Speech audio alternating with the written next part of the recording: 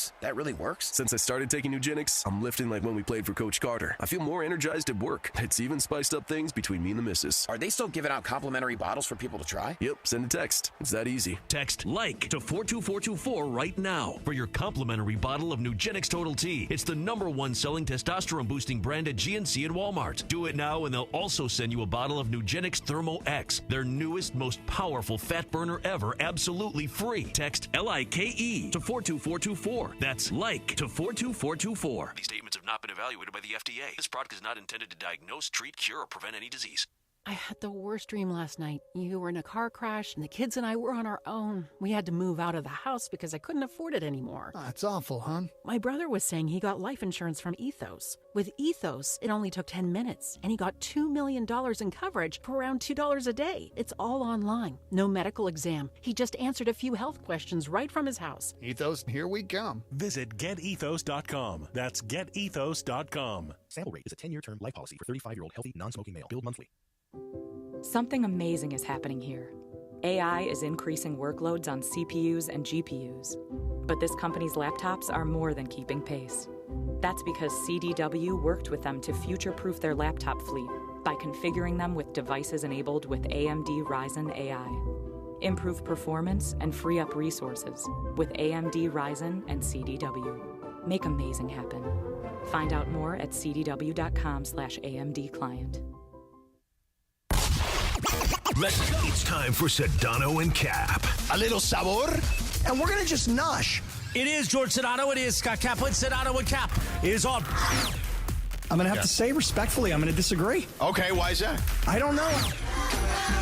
The LA Afternoon Drive takeover. He likes to lay the wood. Yeah. You say Kikuchi. Wacky forced radio stunt of the year. Christopher can go to hell. Oh, nothing worse than the horse. Nah, man, black don't crack. Benjamin Pratt is like, how do you say his name? Asminger? Asminger. Hey, these Hard Knocks guys, they're all over me right now. It's like I'm in back of Dayton. You are a bit killer. Because you got to talk about sperm? Here we go. You don't know. You don't know. And you know why you don't know? Because you're gutless, Andy. You're gutless. Sedano and Cap. God, I'm going to melt you.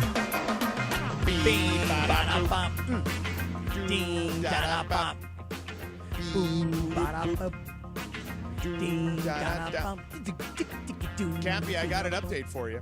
Of? Remember, was it last week or 2 weeks ago, we found out there's another George Sedano at the Walt Disney Company. Yes. And by the way, is that George Sedano with a Jorge?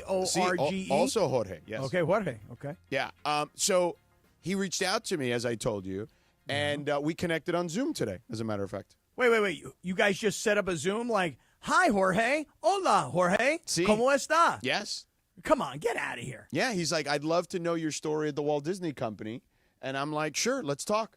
Okay, so what happened? While I was on a hike today, I took a break. I sat down. We had scheduled it the other day. And I was like, oh, this is perfect. I can sit right here. Yeah. And while I was taking a break on my hike, we chatted for 15 minutes on Zoom. I want this guy on the air. He's a young 28-year-old. He's like an analytics major. He works marketing department at the Walt Disney Company. 28 years old. Grew up in Mexico. Went to high school in Texas. Okay. And graduated from college at the University of Central Florida, and then works in their marketing analytics department in Orlando. When Jorge Sedano Sr. speaks with Jorge Sedano Jr., when Jorge Sedano de Cuba speaks with Jorge Sedano de Mexico, ¿tú hablas en español? Oh, it was mostly in English, but we did speak a little Spanish. Yeah. Oh, really? Okay. Yeah. All right. I would say like 90% in English. Okay. Yeah. All right. Well, at what point do you two guys decide to switch over to Spanish? It just naturally would happen, perhaps. Just sort of happens. Yeah. Without anybody having to say anything. Correct.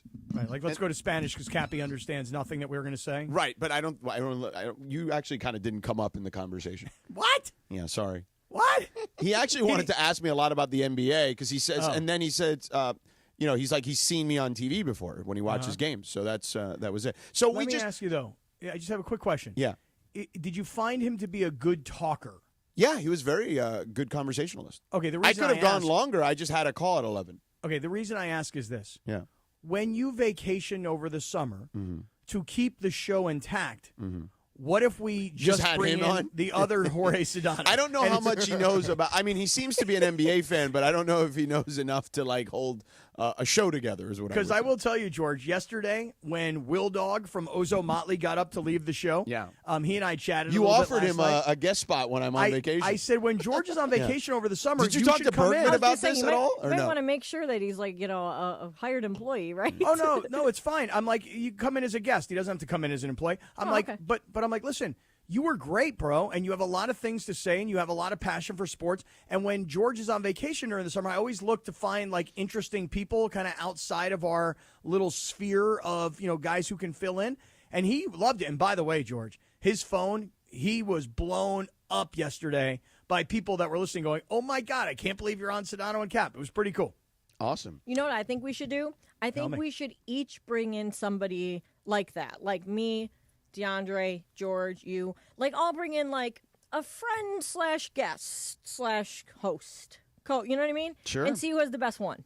Okay, That'd so be like fun. for example, like if I brought in Will Dog, right? All right, who would you bring in? Like, what would you counter with? I'd give me a minute to think about it. Yeah, I'd have to think about. Well, first of all, I'd have to see who's available. You know what I mean? Like what their availability is. But I've definitely put like some good thought into it. Okay. And All right, we could like do like a vote, like who. You know who what brought you in should the best do, one. What? Lindsay? You know what you should do? What? You should invite Riz to fill in for Sedano. Oh, that would be great. Cleveland's own Riz. Yeah.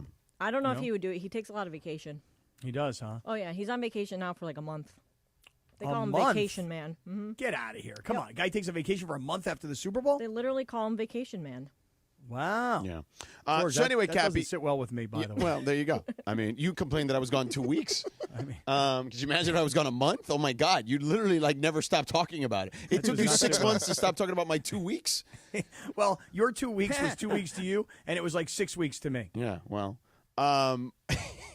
That's how I felt. Okay. Well, anyway, long story short, me and the other Jorge Sedano, we had a good conversation today.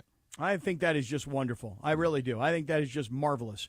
And I'm very glad to hear it. And I do believe. I told him we should do this more often, is what I said. I think that I'm not joking when I tell you that Jorge Sedano, the Mexican Jorge Sedano, should come on the air with the Cuban Jorge Sedano and the Hebraic Scott Kaplan. That's what I think should happen. Okay. I'm all for it. I mean, I don't know. I'd have to ask him. You know what I mean? It's later over on the East Coast. So please, with the late nonsense. Stop. Yeah. All right, Cappy. Speaking of fill-ins, though, Trudell's coming in today. Okay, beautiful. Now, he's also like a fill-in / like co-host. Co-host, yes. Yeah, we ought to change the name of this show to Sedano, Cap, and Trudell. Because he is part of the show now. He's part of the fabric, as I like to say. And you know what? Trudell needs to be on the Mandy's list this year for fill-in host. Oh, there's no doubt. 100%. Yeah. There's no doubt. Yeah. I will say one thing about Mike Should we Trudell. be campaigning? So he's like our guy now? Like, what do you think? We should start to push for him. That's exactly right. He has shot to the top, not the tippy top, but the top of my Sideline reporter rankings. Wow. What's the latest update on that? Well, as Mike walks in, he's still we were behind just Pam talking Oliver. about how we're going to make sure you're nominated for fill-in host of the year, right? And then we will begin your campaign. And Cappy was saying that you're at the top, not the tippy top of his Sideline reporter list, but near the top. So go ahead, Cappy. I'm going to turn it while Mike gets his headphones on. I'm just going to turn off the mic and you go and give your list. Okay, here goes. My list goes like this. Number 1 on the list is Pam Oliver. Okay, she's my number 1 Sideline reporter in all of sports. Now, Mike Trudell has been working his way up towards the top of the rankings, but it wasn't until this afternoon when listening during Super Crosstalk and hearing me and Bergie talk about our boxing match where Trudell sent a text and said, "I will take Cap. He's stronger. He's fitter." Did he say all of that? Maybe I said no. these He things. just said, "I'll take Cap." I think he said he's stronger. It he's is faster. a group text, so George does have what I said. Yeah. Oh. Well, wait. Who said that I'm stronger and I'm faster? Wait a second. What? Yeah.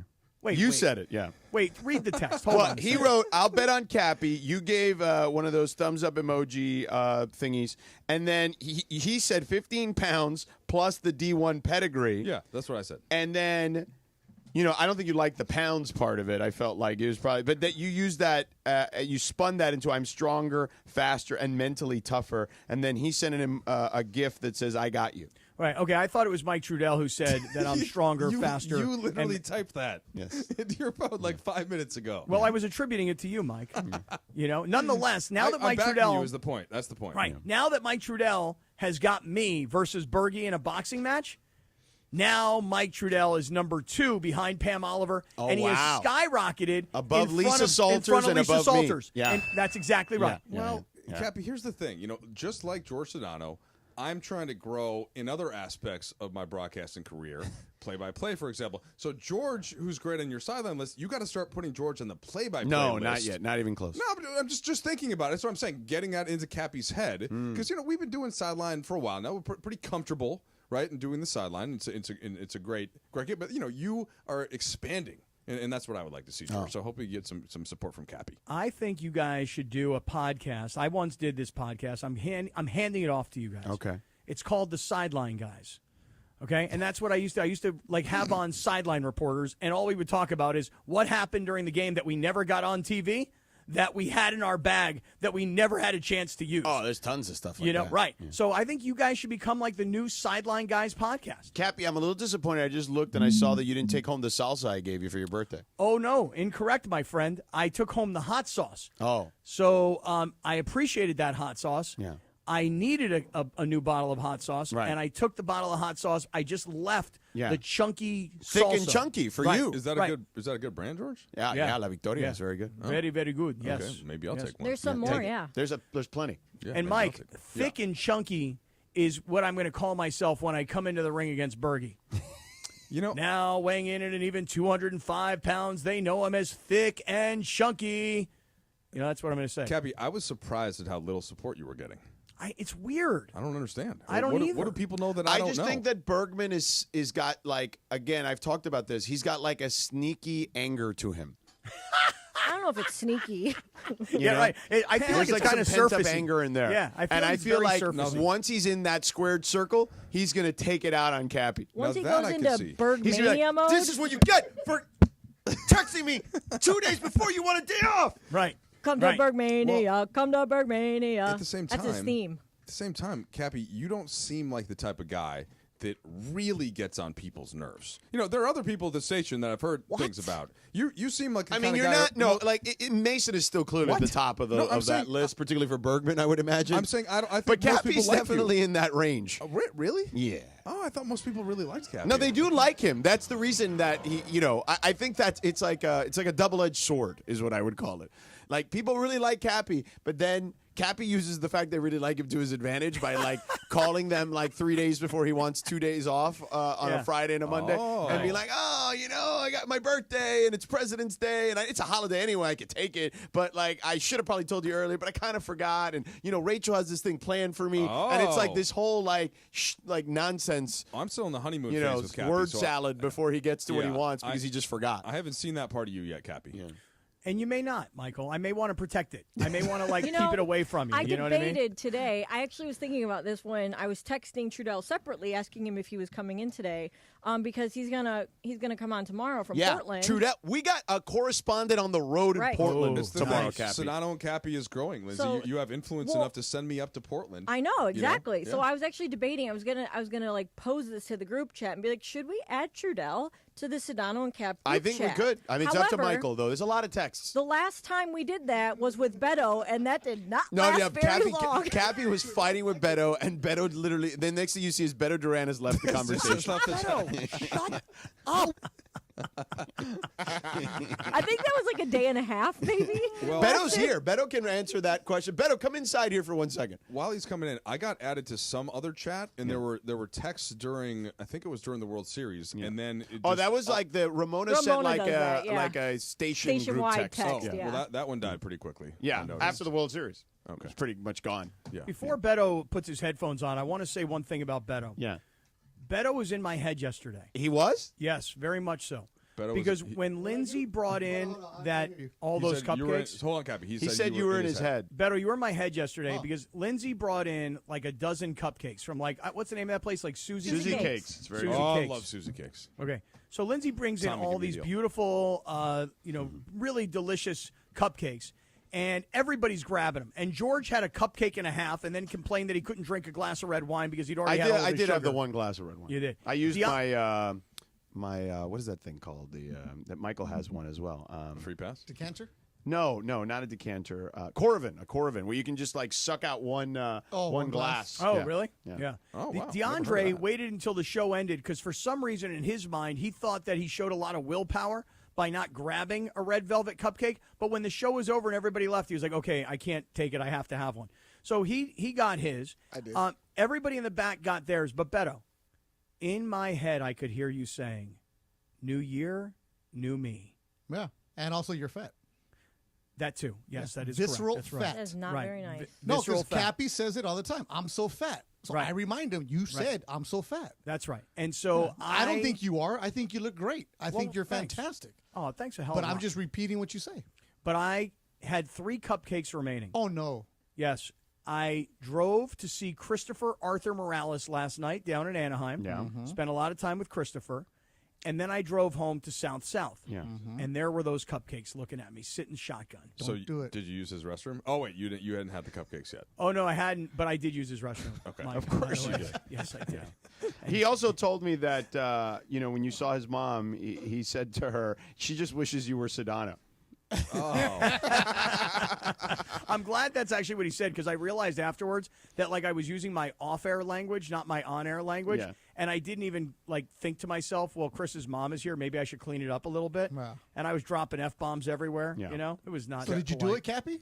So there I was looking at those 3 cupcakes: a blue one, a white one, and a chocolate one. Okay. And there was my garbage can out in front of my house. You threw him out. And I'm like, I got to throw these Let's out. go. But Why didn't you just give them to somebody? But wait a second. What about your son? Expensive That's like cupcake. But wait a $15 second. What about Justin? Yeah. But wait a second. Rachel.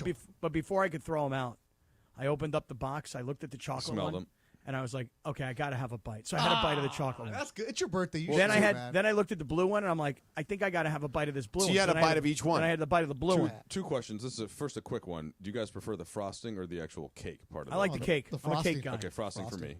Yeah, frosting for me, but I think the cake from Susie Cakes is very good Okay. too. Yeah, Secondly, Suzy cakes are good, is right there, there. Cappy? Is there a reason that there are about 8 plates stacked in front of your the microphone here? Yes, because I was eating a lot of cupcakes, or I planned on eating a lot of cupcakes. But instead of eating a cupcake at 4:00 in the afternoon, no, I waited till 10 o'clock at night to eat all 3 of them things.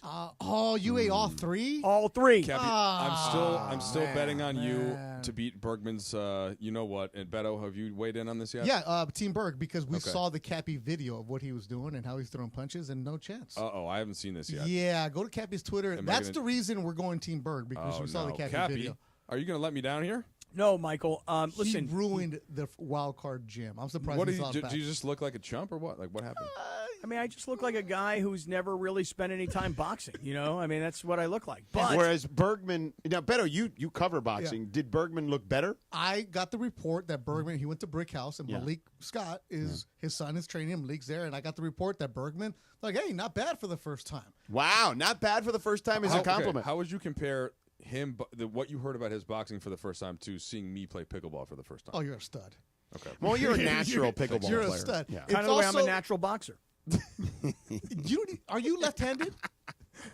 Am I left-handed? Yeah. I'm both. Cappy, this is that's like no. I'm That not means you're happy about this, Cappy. I put all the support publicly behind you. You're and then going Buster Douglas right Beto, now. who is an Michael? expert boxer, No. has said otherwise. No, Mike, listen to me. Beto There's watches one- professionals. I understand. Unless But- Cappy's Calls sandbagging. fights, Cappy. No. Are There's you one thing- sandbagging, no, Cappy? there's one thing that Beto knows about me, and it's something that you should, when you're betting on look, here's 2 guys who've never boxed before in their lives. 2 guys who are total wimps. Okay, But Bergman is. You've never thrown fake punches before? Berg's attitude. He's a kicker. Come on. Did you ever play baseball? of course. Just okay. Well, even that, just even the motion of throwing a baseball, you should have some semblance of being able to Right. find where the power's coming We're from. in a going punch. from Bergman's attitude and that built-up aggression. No, that he has. no, That's where I'm Beto, at. Beto, heart, Beto. And that'll get you Heart. That gets you heart. beat up. A guy who won't quit. Cappy, That's what yeah. you got to bet on. That's when you need a trainer to stop the fight. And that's me. Stop the I'm the fight. heart guy. Towel. I need George Come to on, weigh in Nick. here, though, Cappy, because to me, you seem like more of a guy that has gotten by on sort of charm and guile, and less so than just Good sort looks of as well, heart. Mike. So, George, that worries me. So he's claiming that he's got this No, indomitable look, here's the thing spirit about and heart. Cappy. No, he does. Cappy at one point in time Was was a an machine. elite level athlete. There's Kona. no question I cited about that in the text. I mean, he was an Iron Man, for God's sake. And that is off of heart and will. Right. But when they're punching you back forget heart and will. Yeah, heart and will doesn't work as well in those scenarios, especially when you've got visceral fat. It's not, visceral fat's going to help. He's not George, getting that's going to punched protect by a me. professional boxer. He's getting punched by Bergman with a glove on. Yeah, but Tell I'm him. telling you, Tell him. Bergman's got some anger pent up in there. I sent Berg to a good gym, man. Hey, see, Cappy's working out with Mario Lopez and Adrian Gonzalez in the morning at Mario Walmart. Lopez, that's like, Saved by the Bell, He's Mario going, Lopez? yes, Cappy's going Hollywood trainer. Hollywood right there. trainer. He's like Tybo. Beto sent him to yeah, right. It's like Tybo. And Like Billy Blanks. Tybo is very successful. Bergman's commercially. going to like a real boxing gym. Hold on a second here. You're going to say the wild card gym is not a real gym? I mean, No, go it's say a that real to- gym, to- not I when mean, you're in there. Careful, brother. That's Freddie Roach's place, Yeah. okay? Yeah, but Freddie Roach ain't training you. Well, Freddie Roach guys are is messing around on your analyzing own. the video and calling me and talking to me afterwards. No, Cappy, you're winning me back here. That's a legitimate establishment. You're winning me back here. Thank you, Michael. Trudell. Yeah. Well, okay. All right. It's Oh, by the way, Cappy, today was the shortest I've ever heard your show today. Mm-hmm. I clicked on it, and all I heard was these Skims, and they make your junk look bigger. Oh, okay, I'm done. Well, it's true. Yeah. All right, then. 5 seconds. We're way over the break, so how about Bye, that? guys. Oh, here's Trudell. Here's the video. Okay. Let's Yeah, All right, hold so on. let Let Trudell Trudell watch look the at video during the break. Yeah, I'll take a look. And then let's get into some more awkwardness, which includes Mark Williams coming to L.A. We'll get to all that next. It's the Travis and DeMarco Show. Every weekday morning at 9 a.m. Well, it's kind of funny when you got like little kids around and we're pounding Well, I'm not beer. saying that you get wasted, but you can have a glass of beer. You don't feel weird when you got your kids around like a team and you got a pitcher on the table? No? Okay. That always struck me as weird. No, look, Yeah. if I had a funnel and I'm doing beer bongs, sure, not cool. It's Trav and D-Far. Back tomorrow after Clinton and Friends. On LA's mega sports station, 710 ESPN. This February, Next Gen is making it easy to show someone you care with their Buy a Membership, Give a Membership special. When you sign up to become a Next Gen VIP, you'll have the opportunity to give someone you care about a 6-month VIP membership absolutely free. With a Next Gen membership, you'll both enjoy priority service, exclusive discounts, and peace of mind all year long. Don't wait. Call 833-3-NEXT-GEN today to take advantage of this limited time offer. NEXGEN, call 833-3-NEXT-GEN. Enjoy President's Day savings all month long at Carden Alleyway Hyundai. Purchase a brand new 2025 Hyundai Santa Fe SC for just 2.49% APR for 36 months. Plus, enjoy peace of mind driving with America's best warranty and Hyundai Assurance Program. Visit us today at Carden Alleyway Hyundai, just off the 91 freeway, or online at CardenAlleyWayHyundai.com. On approved credit, 0 security deposit. 60 payments of $17.74 per $1,000 financed. Expires March 3rd, 2025. The CONCACAF Nations League Finals arrive at SoFi Stadium in Inglewood, California, March 20th to 23rd. USA versus Panama, followed by Canada versus Mexico. The dream is now. Don't miss the Final Four national teams in the semifinals doubleheader. 1 ticket, 2 matchups. Get your tickets now on Ticketmaster. For more information, visit CONCACAFNationsLeague.com/tickets. Prescriptions require an online consultation with a healthcare provider who will determine if appropriate. Restrictions apply. See website for details and important safety information. Price varies based on product and subscription plan. Hey guys, let's talk ED because millions of men experience it, but not everyone can access or afford treatments like Viagra. Well, Hims can help. Through Hims.com, you can get a full range of treatment options for ED, including daily or as-needed meds through a 100% online process. It all starts with an online intake form. Get started at hims.com/joy, and from there, a medical provider licensed in your state will determine if ED treatment is right for you. If prescribed, your medication is shipped to you for free. Find the ED treatment that fits your needs, with options up to 95% less than the brand names. Millions of men experience ED, but Hims can help. To start your free online visit and save up to 95%, go to hims.com/joy. That's hims.com/joy for your free online visit. HIMS.com/JOY. This is Sedano and Cap for your afternoon drive. Walks around like a little puppy dog. On 710 ESPN.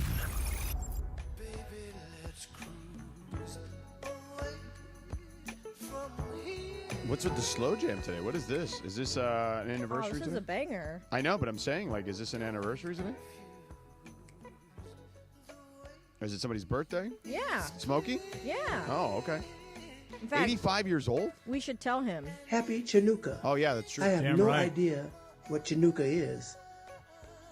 But Happy Chinooka nonetheless. That's from his cameo. For those that don't know, just out of context, Happy Chinooka from Smokey Robinson. I don't know what Chinooka is. Could you imagine him getting that and reading that on Cameo? That's what I think of every time. It's Right, because, he's going through this, list of things he has to read, right, on Cameo. So he's just going one after the other, and then he does that. He goes, Happy Chinooka. And he's so genuinely, trying to be, happy and animated, here's another request for blah, blah, blah, and blah, blah, blah. Happy Chinooka. What if there wouldn't have been the C and he would have been like, Happy Hanukkah, whatever that is, Mike Trudell, what are you munching on there, pal? A little I forgot that you could see me. Oh. Yeah, I can see you. Yeah, my front we're on camera. Nice tie. What you having? What are you, Chick-fil-A little nuggets? That looks good. You having nugs? I'll wait during the break.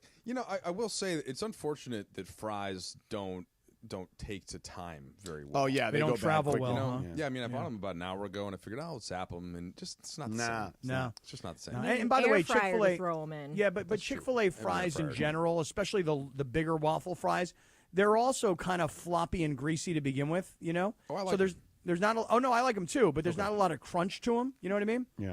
Cappy, we need an air fryer here in the studio. That's what it's a good saying. idea. It's a really good idea. I did see the video, Cappy. Okay, what do you think? Well,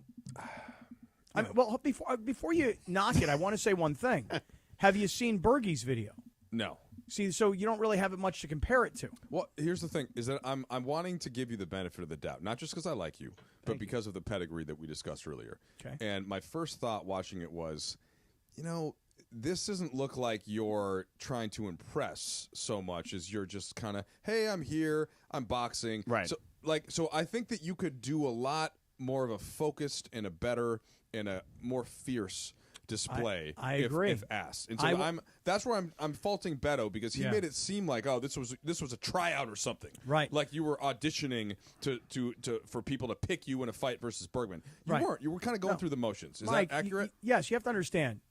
Adrian Gonzalez was on the receiving end of that beatdown, okay? Now, I love Adrian. I have a true love with this young man, okay? And he was willing to play defense. So he's wearing that headgear, and he's holding up his gloves, and he's not fighting back. He's just taking it. And so, I didn't want to hurt him. Because what if I accidentally, really landed, and I got all this power behind me? Yeah, this is important context. I'm back in. Yeah, you see, and I don't want to hurt him. I love him. Okay. Anyway. I love Bergie too, but in a competitive environment, somebody got to go down. Yeah. And I don't want it to be me. Yeah. By the way, Cappy, I'm sure you know this because you talked about this yesterday. I'm sure you remember now. ESPN LA, by the way, folks, the #1 most followed sports radio station in the world. Not even in the country anymore. Take that, Australia. Stay tuned tomorrow for another big announcement, apparently. Tomorrow we have another one? Are you going to spoil that one too, Cappy? What is it? Tell me it, and then I'll tell everybody. Well, we know you'll do that. Yeah, but anyway. Yeah. DeAndre goes, I don't think he was supposed to say that. And I was like, whoever told him that told them under the guise that it is. That knows Cap. that he's going to be the blabbermouth. Right. Nobody, I'll tell you what happened yesterday is Parker from our social media team said, Cap, can you shoot a video promoting that we're the #1 most followed sports radio station in the world? And he didn't tell you can't say right. it. He didn't say, but hey, by the way, we have to embargo this content, okay, until tomorrow. I don't think that's your fault, Cappy. Right. Thank you, Mike. Thank you. I don't. If you don't say to me, hey, this is not for air, then for me, everything's for air. Exactly. We know. How is he supposed to know? Parker learned a hard lesson that day. He should know better. Yeah, he should. Look, come on, Parker. He's laughing and saying, yes, I did. Right, come on, Parker. Do better, bro. Yeah. Real quick, before Cappy has to tell us about Seller's Advantage, let's start, Michael, with you and just the awkwardness today of the Mark Williams I don't want to call it return because he was never really here, but his rescinded trade return to Los Angeles. Well, it's certainly there's some irony to it in that this is one of the games that, of course, was canceled due to the LA fires, and so therefore there's no complaining, even if it's not ideal from a schedule standpoint. Much bigger things at play, right? So that's where you start. I'm thinking that this is the most dramatic Lakers-Hornets game ever. You have to go back to like Shaq versus like Larry Johnson and Alonzo Mourning or something. No, the only one I could think of would be after the Kobe. Shaq wasn't even there actually when those guys were there. Yeah, so, after the Kobe Vlade Divac trade. Right, that's probably would be that year. But that when Kobe wasn't Kobe yet. Yeah. He was this super exciting. And he was a teenager. But that wasn't the the drama of basically the biggest in-season trade. You know what? In This NBA is actually history. not hyperbolic at all. Actually, and to go one step further, it's the only game on the calendar, right? Which means the entire NBA will be watching and listening. League Pass, baby. Everybody will be watching. And is it a side by side? Is it national? I don't. No national. Okay, I figured ESPN it's just might you push guys. it. Okay, so it's just Spectrum, and the entire NBA world will be watching to see how Mark Williams plays, to see what Luka does, to see how Dalton Connect plays, who I thought, by the way, was really good. In the else. How Billy Mack says Morongo. I mean, Billy Mack is a legend. Or Jack in the Box. And by the way, I think a very underrated play-by-play broadcaster, by the way, absolutely knows his stuff. That's an aside. Yeah. So the most dramatic Lakers-Hornets game ever, and I'm all for it. Yeah. Okay, I think Mark Williams will have a very good game. He's certainly going to be going up for after it. He should be pointing at Rob Pelinka. But and George, you pointed this out, I think, during crosstalk. You know, Williams, where he still needs to evolve as a player, is on the defensive end. Yeah, so he's not very good. So we'll see. I think this is going to be a high-scoring game. Yeah. And we'll see if the Lakers, now that they have Vanderbilt back, or I should say Finney-Smith and Vincent back. Vanderbilt played the previous game. Right. I think that's where they get their defensive identity. So all right. Well, Cappy, before you ask any questions about Mark Williams of Michael, how about you tell us first about Seller's Advantage so we can get sort of back on track? I would love to. And then I'm going to tell you, George, when you talk about how bizarre tonight is or how uncomfortable it might be for Mark Williams, I have a theory on that as well. As to why it might even be can't wait more. for this. Okay? Locked in. Oh, this is going to be great. But in the meantime, let me just say to everybody, hey, look, if you would like to sell your home, now would be a very opportune moment. Why? Because, as we all know, there have been a lot of people in L.A. County that have lost their homes, unfortunately. Very sad. And they're looking for places to live. And in some cases, many people know how long it's going to take to rebuild. So they're like, hey, listen, I'm ready to go buy something somewhere else. So if you are ready to sell your home because you want to move and you want a change of scenery, mom and dad left you a home and you don't want to own it, you don't want to pay the property taxes, you don't want to play landlord, that's your business. For whatever reason you decide you want to sell, Seller's Advantage is here to make it as easy for you as possible, because what they do is they come to your home and they make you a competitive cash offer. They know what the house 3 doors down sold for. They know what the house around the block sold for. And what they're going to say to you is, look, you don't have to paint. You don't have to fix the walls. You don't have to clean the carpets. You don't have to do anything. We're willing to buy the house as is for cash. And what that means is no complicated closing process. And you don't have to worry about the deal falling through. And just, oh, by the way, if you want to check them out, Seller's Advantage, you can look at all the online reviews. And they've got millions of them that tell you that they've got a ton of satisfied customers. So here's what you should do. For a no-obligation offer, call them. 888-390-AS-IS, 888-390-AS-IS, 888-390-2747, or visit them online at sellersadvantage.com. Somehow, someway, the superstars end up in Los Angeles. You don't come here for nothing else than championship, so I have everything left to prove, so the goal is to win the championship. Welcome home, Luka. Back to Luka. Luka step back, another three. He hit it again. And Luka has swished 2 threes. What does this mean for the Lakers' chances at another chip? I guess it's time to find out. Luka still dribbling, wide open for 3. Good. It's a gift. We're talking about a 25-year-old that is top 3 player in the universe. I get to play in the greatest club in the world, and I'm excited for this new journey. I can't think of a more amazing starting point to build a roster for the next decade, and I know he has the drive to win that we have here. Our fans are going to see that every night on the court. This is the home of the Lakers and the new home of Luka. 710 ESPN. You never expect a Hail Mary pass to win and end the game or getting into an accident. Hey, it's Trav with DeMarco. Only one all-star defense team you can call to defend you. The personal injury law offices of Joseph S. Normand. Visit normandlegal.com or call 213-747-2000. Don't get sacked by others. Joseph will help you achieve the maximum compensation you deserve. Visit normandlegal.com or call 213-747-2000. That's 213-747-2000. Let Joseph and his team score a touchdown for you.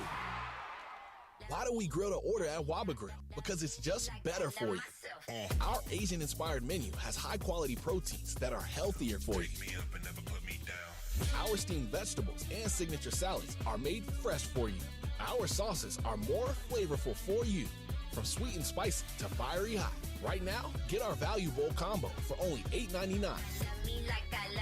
Download the Waba Rewards app or order online at wabagrill.com. Waba Grill, it's for you. We're everyday people doing good in our community. Our kindness runs deep, just like our blood. The same blood we donate to help treat sickle cell disease, which hits black people the hardest. Good news is, 1 in 3 black blood donors is a match for someone struggling with sickle cell disease. Stand tall in the eyes of your community. Donate today because our blood saves lives. Visit redcrossblood.org/ourblood to make your donation. This is a story of the one. As a maintenance specialist for university housing, he knows college students can major in wear and tear. Plus, housing so many students doesn't leave a lot of room to house all the supplies he needs. That's where Grainger comes in. With over 1 million industrial-grade products and fast, dependable delivery, Grainger carries the quality products he needs so he doesn't have to. From a new door hinge to a whole new faucet. Call, click Grainger.com, or just stop by. Grainger, for the ones who get it done. This is Sedano and Cap for your afternoon drive. How is that related? On 710 ESPN.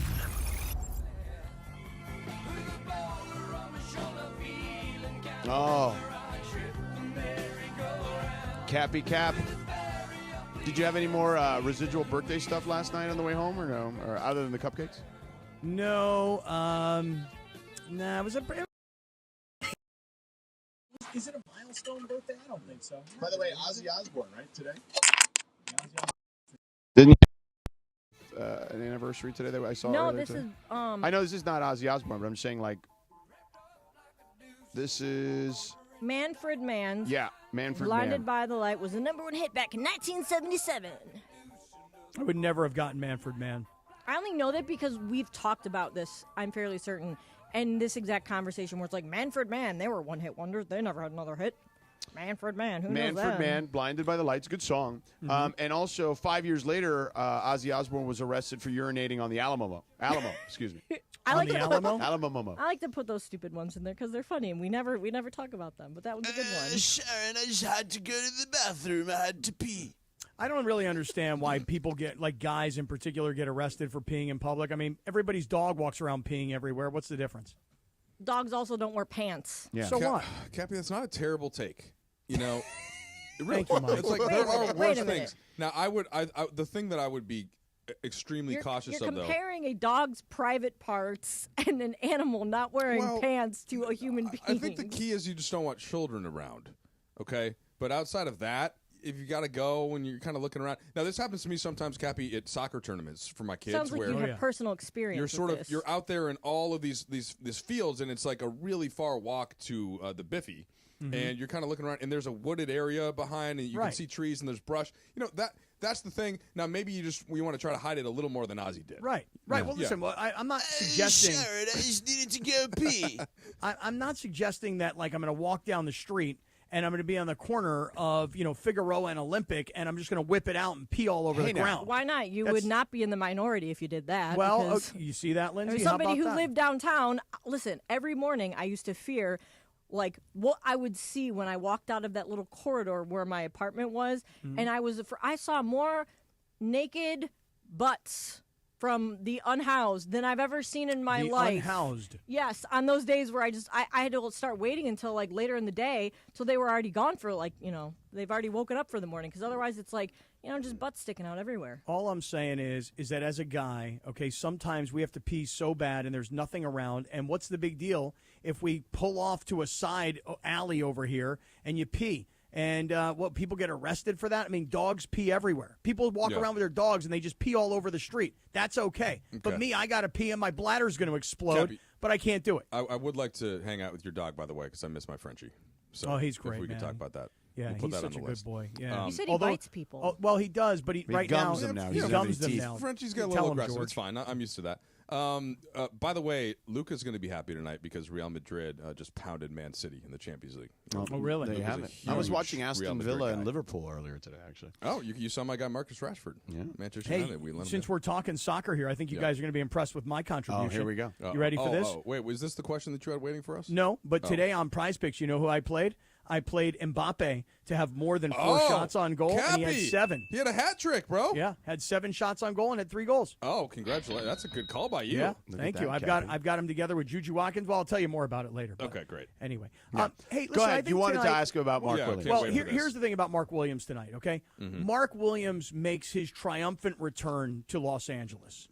Okay, and I think where things will get a little weird tonight is when the Lakers put up their video tribute on the scoreboard. Don't you think? Like celebrating Mark Williams and his brilliant career with the Lakers. But let me run something by you guys because I'm the only one who's promoting my own conspiracy theory here. Tell me if you think there's anything to this, okay? So the Lakers trade for Mark Williams. He comes in. He fails the physical. They nix the trade. They send him back, right? And Rob Pelinka has said very publicly that the reason he traded for Mark Williams is A, the need for a big body, but B, they went to Luka and said, who do you like? And Luka said, I like this kid. And they said, okay, we'll go see if we can make a deal. So they go make the deal, but maybe the Lakers are like, we don't really think he's very good. He's always hurt. He's kind of young. We're not that impressed. So what they do is they make Luka happy. Hey, we traded for him. They bring him in. He fails the physical. They go back to Luka, and they're like, hey, sorry, man. It's just that he failed the physical. That's all. So we had to nix the whole trade. And then Luka's happy because he knows that the Lakers are trying to accommodate his requests, but he also understands that, hey, we can't take damaged goods. So I'm suggesting to you guys today, again, my own personal conspiracy theory that no one else is promoting other than me, that the Lakers...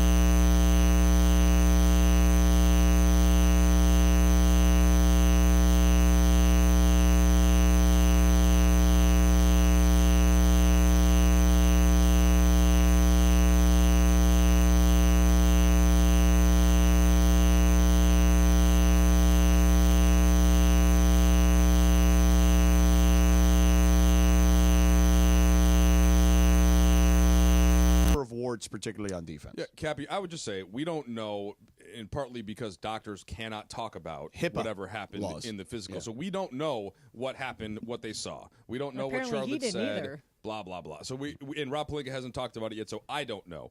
The only thing that I can surmise, though, is that generally teams don't want to be in a position, this is like in this case on the Lakers side, you do not want to trade for a player and then have the player go back and take back 2 guys that know that you traded them to another place. Like, that is a lot on those players, on the organization. You have to repair a lot of things. It's just tough. In this case, of course, it's Cam Reddish and Dalton Connect. So there's no way to me that you do that move unless you actually want to make the move because you like the player in Mark Williams and you like the potential of him, and I don't know that that's changed. So the one thing that you could guess is that it is simply a medical issue, and they looked at it, and that's it. So okay, yeah. Well, I mean, I'm just listen. I'm only going by this. You ready?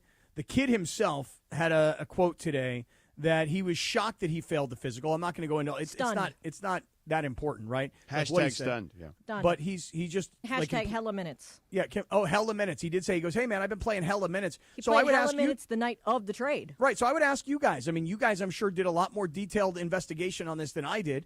But when you look back at Mark Williams prior to the trade, did he miss 15 of the previous 20 games? Did he play in the previous 15 or 20 games? Was he playing a lot of minutes? I mean, All I'm saying is this. I'm not accusing anybody. I don't.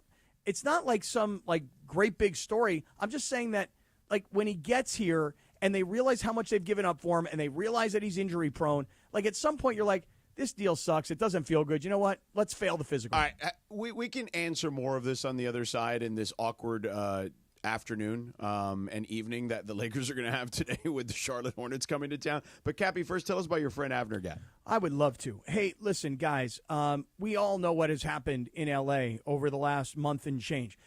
And calling Avner Gatt to help deal with your insurance company is a great first step. Seriously, like you're under a lot of stress. You're trying to figure out what to do. There's a lot of like PTSD about what has just happened in your life. You'd be better served calling Avner Gatt and letting him deal with your insurance company. But let's look at it a little bit differently. Let's say that you have had a major flood in your home. And I've talked about this a lot because I've dealt with this myself.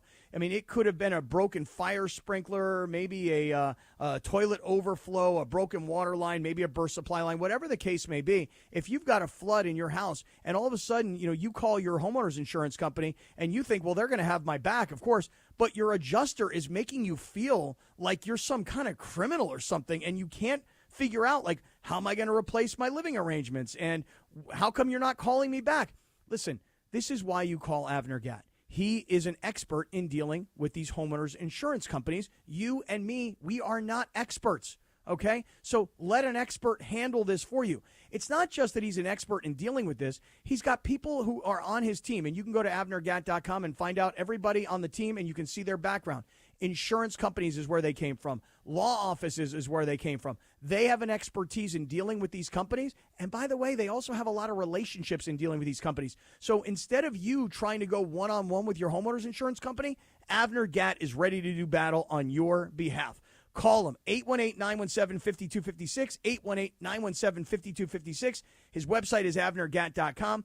You call, Avner will answer. You'll know it's him because he'll pick up the phone. Bring, hello. But more importantly, let's just know this. Avner Gatt says, your claim is our game. Talk to him, avnergatt.com. Next Gen, the official air conditioning, heating, plumbing, and electrical team of SoCal sports fans. Breathe easier with Next Gen. Next Gen is offering ESPN LA listeners a special deal to help you enjoy cleaner, safer air all year long. For a limited time, LA homeowners can get a whole home air purifier, a $1,250 value, free with any heating and AC installation. That's right. Protect your home and loved ones with cleaner, safer air while enjoying top-notch heating and cooling. If you're concerned about the air quality in your home or have allergy problems, call NextGen and breathe easy with indoor air quality solutions to fit any budget. NextGen has the same or next day availability because your family's safety and comfort are always our top priority. Don't wait. Call 833-3-NEXTGEN. That's 833-3-NEXGEN to schedule your $88 tune-up today. And don't forget, if it's time for a replacement, NextGen can help with that too. NEXGEN. Call 833-3-NEXTGEN. Hey, it's Steve Farr. Is there a sporting event you always wanted to go to but never had time to plan? That's where Absolute Sport comes in. They handle everything, tickets, hotels, VIP access, so you can just live in the moment and enjoy the experience. And because of their trusted league and travel partnerships, they can get you the best deals and actually save you money. So what are you waiting for? Visit us.absolute-sport.com. That's ABSOLUT-sport and make your sports dream a reality. Hey, it's Mace. Did you know Goodwill Southern California is more than just amazing thrift finds? They're transforming lives with job training, career placement, and support services for veterans, youth, and individuals overcoming barriers to employment. Every donation and purchase fuels these life-changing programs. For more on how you can help, go to powerofwork.goodwillsocal.org. That's powerofwork.goodwillsocal.org. Brought to you by GSC Verizon Skill Forward. Hi, it's LeBron. The Lakers play here. 710 ESPN. KSPN, Los Angeles. A good karma brands radio station. 710 ESPN. Sedano and Kap for your afternoon right now on 710 ESPN. It's time for what you need to know. Let's do it. What you need to know right now. What you need to know is brought to you by Morongo Casino Resort and Spa. Good times, just to 90 minutes from wherever you are. Take it away, Linz. Thanks, Sedano.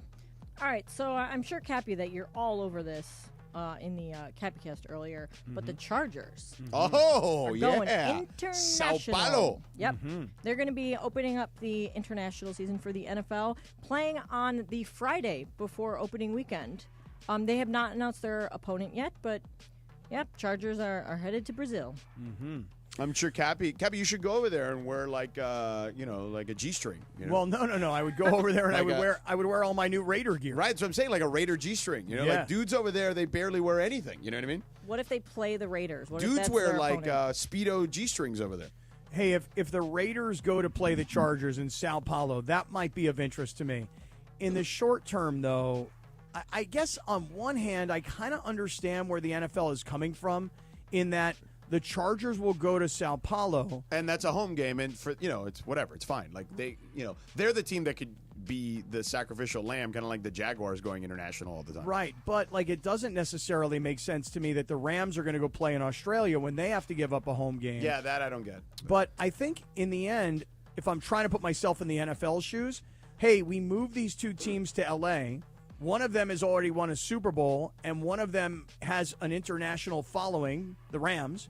And the other one is just sort of like, nobody really cares. So maybe we can try and create an international following for them.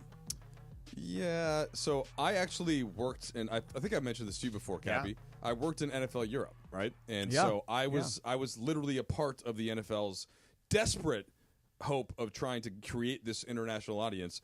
And it went bankrupt and failed, and they called him back, and they called it off.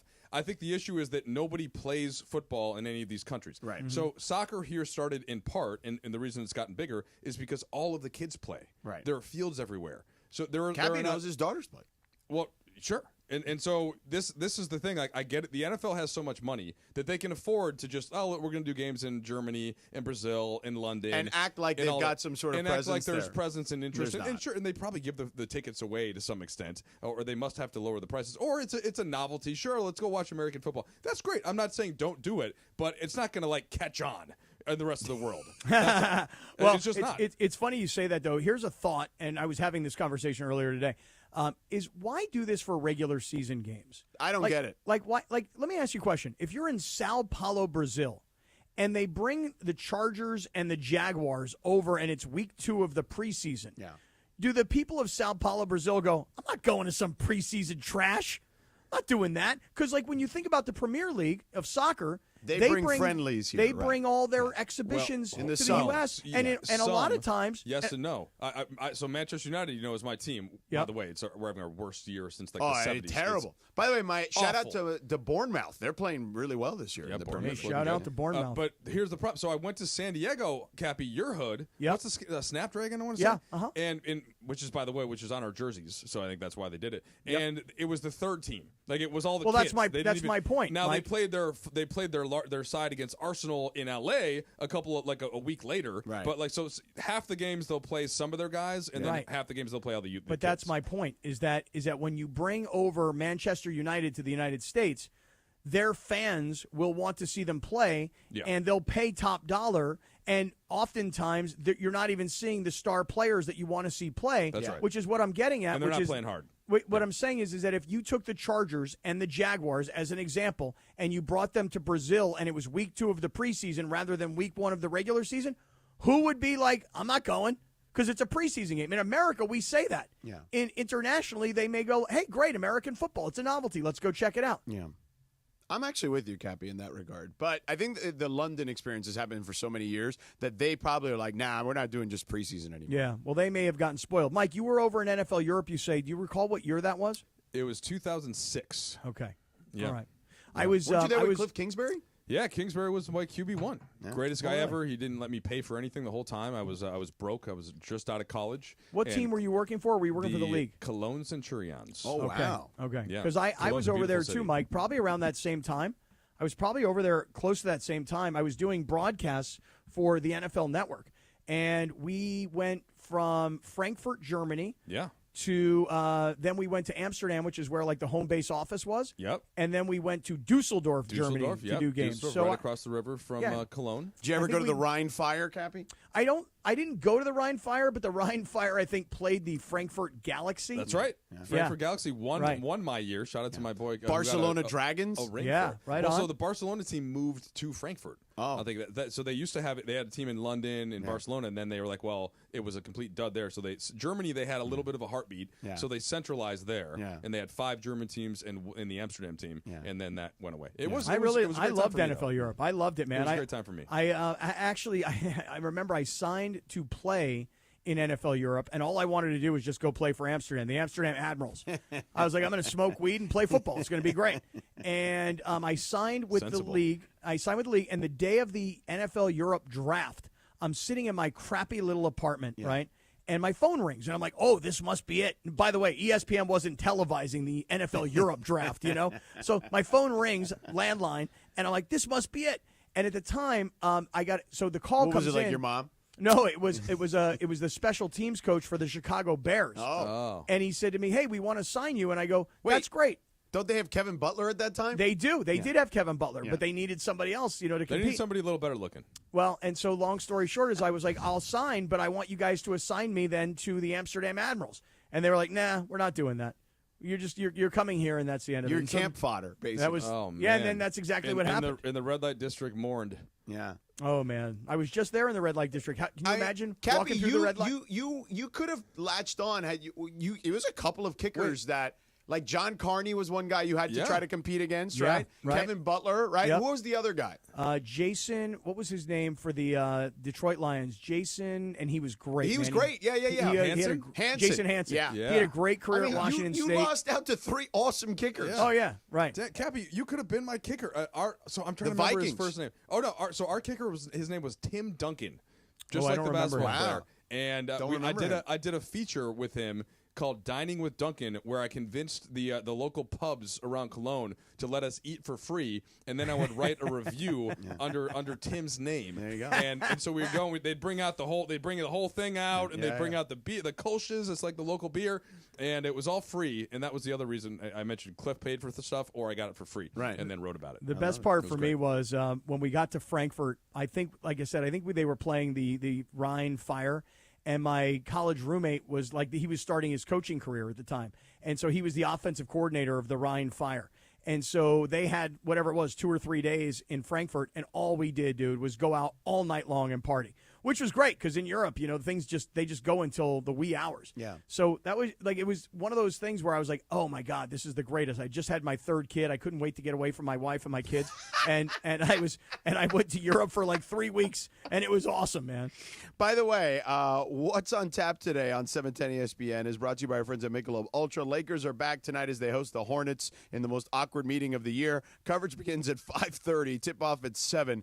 Hear it right here on 710 ESPN or in crystal clear digital audio on the all-new ESPN LA app. Michelob Ultra, 2.6 carbs, 95 calories. It's only worth it if you enjoy it.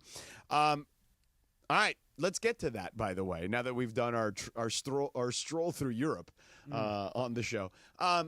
So, Cappy, you were going to ask Michael about Mark Williams.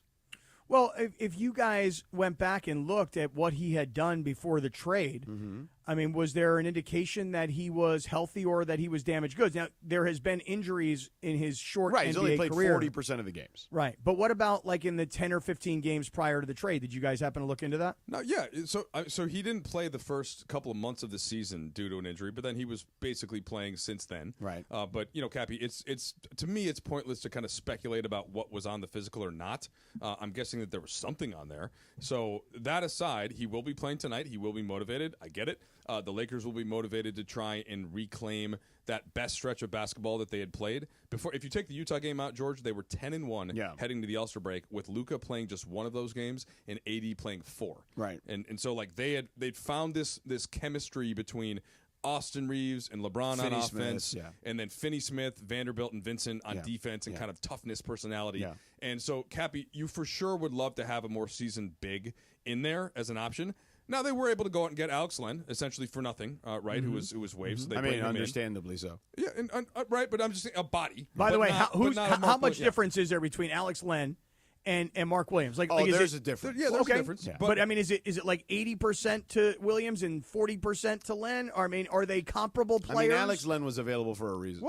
Well, here's the thing. On defense, right? Where Len Williams, is a little better. Where yes, Williams still at has this some work stage. to do, and the Lakers, like to me, Christian Koloko actually is better defensively than Mark Williams right now. Yeah. They're a two-way guy. I would definitely play Williams is better. Koloko more than I would play Alex Len. Well, and so I want to give him like a couple games because getting thrown in when you don't know anything and here go play in Utah. So I would set that aside. But yes, if you were able to get him, then he's available. He was just a warm body. But if I were Jackson Hayes though tonight would be my night. Oh, Cappy. So you just raised the point. Yeah. So Jackson Hayes is just going to be dunking 8 times a game with no one around him, with either Luka or LeBron throwing him alley-oops.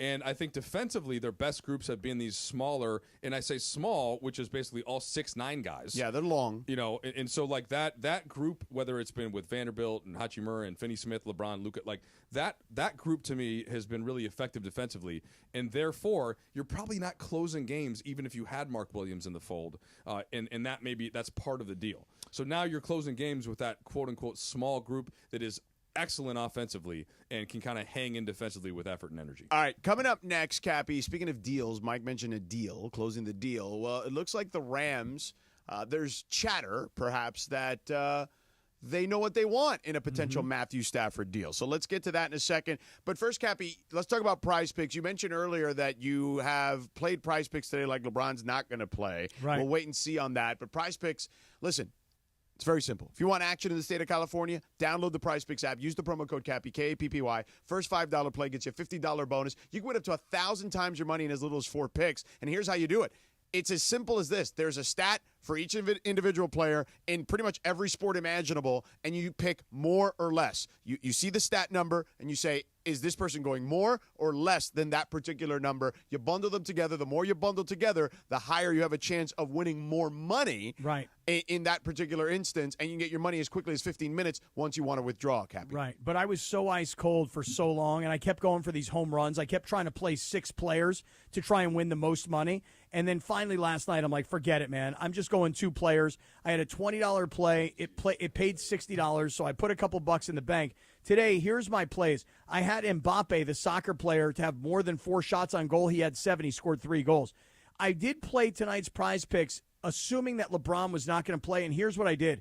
I took Austin Reeves to score more than 21 points, and I took Luka tonight to score more than 26.5 points under the thought that Luka would be the primary focus of the offense, and without LeBron in the game, that Luka would be firing away. So I've got Austin Reeves for more than 21, Luka for more than 26.5, and George, this will make you happy. Here's my last play tonight because I'm going for a $20 flex play to win $100. I've got Juju Watkins tonight against Michigan State to score more than 24.5 points. Good luck to me, and good luck to everybody else out there who's playing Prize Picks. Prize Picks, run your game. Mason and Ireland. Can you do a cartwheel, John, if you were pressed? I used to be able to, but I haven't done it in so long. I've not done a cartwheel in a really long time. I'm sure I can. The biggest show on the radio, weekdays at noon. On 710 ESPN. So Mark Real from Real Fathers writes, I always say on the air, you have to have the right family law firm that is going to get you the happiness you deserve and the justice you deserve. Really, the legal system is designed and set up for fathers to fail. I set out to create a firm and to create something that would help all men navigate that successfully. We have a new phone number for Real Fathers Rights. 833-ESPN-710. And RFR710.com. Yes, RFR710.com. Bottom of the 9th, bases loaded, crowd rocking. Rotolo Chevrolet's top hitter, Mike Capozio. He's facing off with the Bulldog, and these two have quite the history. Here's the pitch. Oh, he got all of it. That ball is out of here like a red Corvette, and it's going, and going, and going. Yes! Dad, are you having that dream again? Come see what the fun is all about at Rotolo Chevrolet. The CONCACAF Nations League Finals arrive at SoFi Stadium in Inglewood, California, March 20th to 23rd. USA versus Panama, followed by Canada versus Mexico. The dream is now. Don't miss the Final Four national teams in the semifinals doubleheader. 1 ticket, 2 matchups. Get your tickets now on Ticketmaster. For more information, visit CONCACAFNationsLeague.com/tickets. ESPN LA and Beverly Hills Orthodontics are teaming up because we want to know who's smiling in SoCal. Go to ESPNLA.com and nominate who you think is making LA a better place. This can be a mentor, a teacher, a coach, a good Samaritan, a youngster who brightens your day. Tell us who's smiling and you could win some awesome prizes like sweet tickets from ESPN LA, Sonicare electric toothbrushes, whitening treatment, and a grand prize of Invisalign from Beverly Hills Ortho. Enter now at ESPNLA.com and remember you're always smiling at Beverly Hills Orthodontics. There are some things you wouldn't mind being stuck with, like a large unexpected inheritance. An always on the verge of death phone that has to be plugged in just right so it charges is not one of those things. Switch to Verizon and we'll pay off your old phone. Up to $800 via prepaid MasterCard so you can get a new one. Just trade in any phone from our top brands on any unlimited plan. With new line on My Plan. Additional terms apply for trade-in and pay off your phone offer. See Verizon.com for details.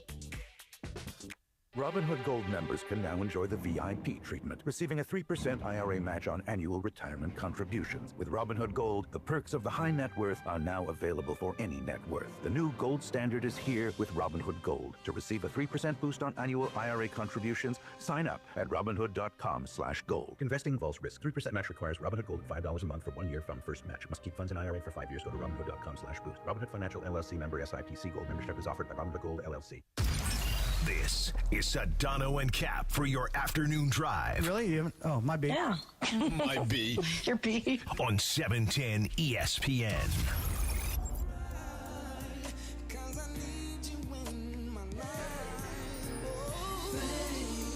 It's a very slow jam kind of day today. Yes, it is. Very mellow. Yeah. Very slow jam kind of day today. Well, what's going on here? Thank God I found you. The Mariah Carey. Mariah Joe and 98 Degrees. Oh, yeah, 90 Degrees. That's right. I don't mind a little 98 Degrees, Cappy. They're great. Love them. Weren't they from Cincinnati? Nick Sure Lachey. were. Sure are. His brother. What's his brother's name? Steve. No, Steve not Lachey. Steve. He really knows his brother. No. Mike. It's not Steve. John? Drew Lachey. Drew. Thank Drew. you. Drew. I was going to say Drew. Drew is what I meant. Did you have to look that up, Lindsay, or did it come to you? It came to me. She knows. Didn't he win? Didn't the brother win Dancing with the Stars or something? I don't know, did he? I didn't. I don't know. I've never watched Dancing with the Stars. My wife likes that show. I'm not really big enough, and I don't know that it's worth a Google. Honestly, we can just move on.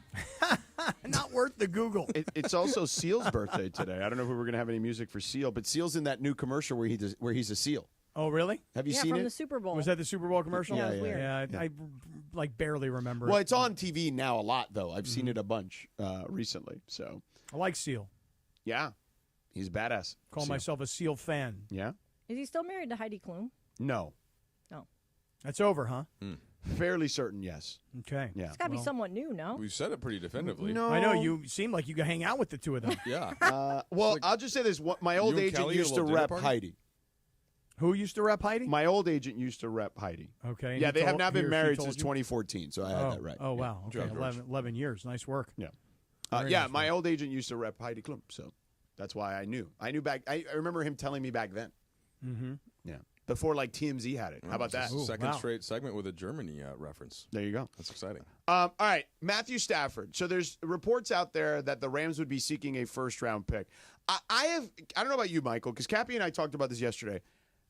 Listen, I trust Sean McVay at this point. So if they feel like Stafford is only worth it to them within certain financial parameters, I'm good with that, especially at 37 years old. And I think I'm a big believer in you got to pay guys for future performance, not past performance. He wants to get paid amongst the highest paid quarterbacks in the league. And maybe he can still be that in the short term, but I don't know if you can pay him long-term money at this stage of his career. So just correct me on the facts here. He signed his deal in 2022, But he's got no guaranteed money this year. Right. And That's the so key. nothing is left. Right. So that he's got the deal. He's still a year left, Yeah, but he's it's got no his last guaranteed year. money. So think about it like this, Mike. If he's going to get paid, call it $25 million for the season, but let's just say they decide in week 3 of the preseason, they're out. like, you know what, we don't like what Stafford's doing. Yeah. We're going to cut him. If they cut him, He gets nothing. he gets right, Zippo. because it's the NFL. Nothing's really Right. guaranteed Monopoly unless money. it's yeah. I think that I would be at the point, just looking at the roster and thinking long term and how do you rebuild an actual Super Bowl contender, that, yeah, if you can get a legit first for a team that feels like they're closer. Right. Sure. Because you don't want to give them you don't necessarily want to give them the contract.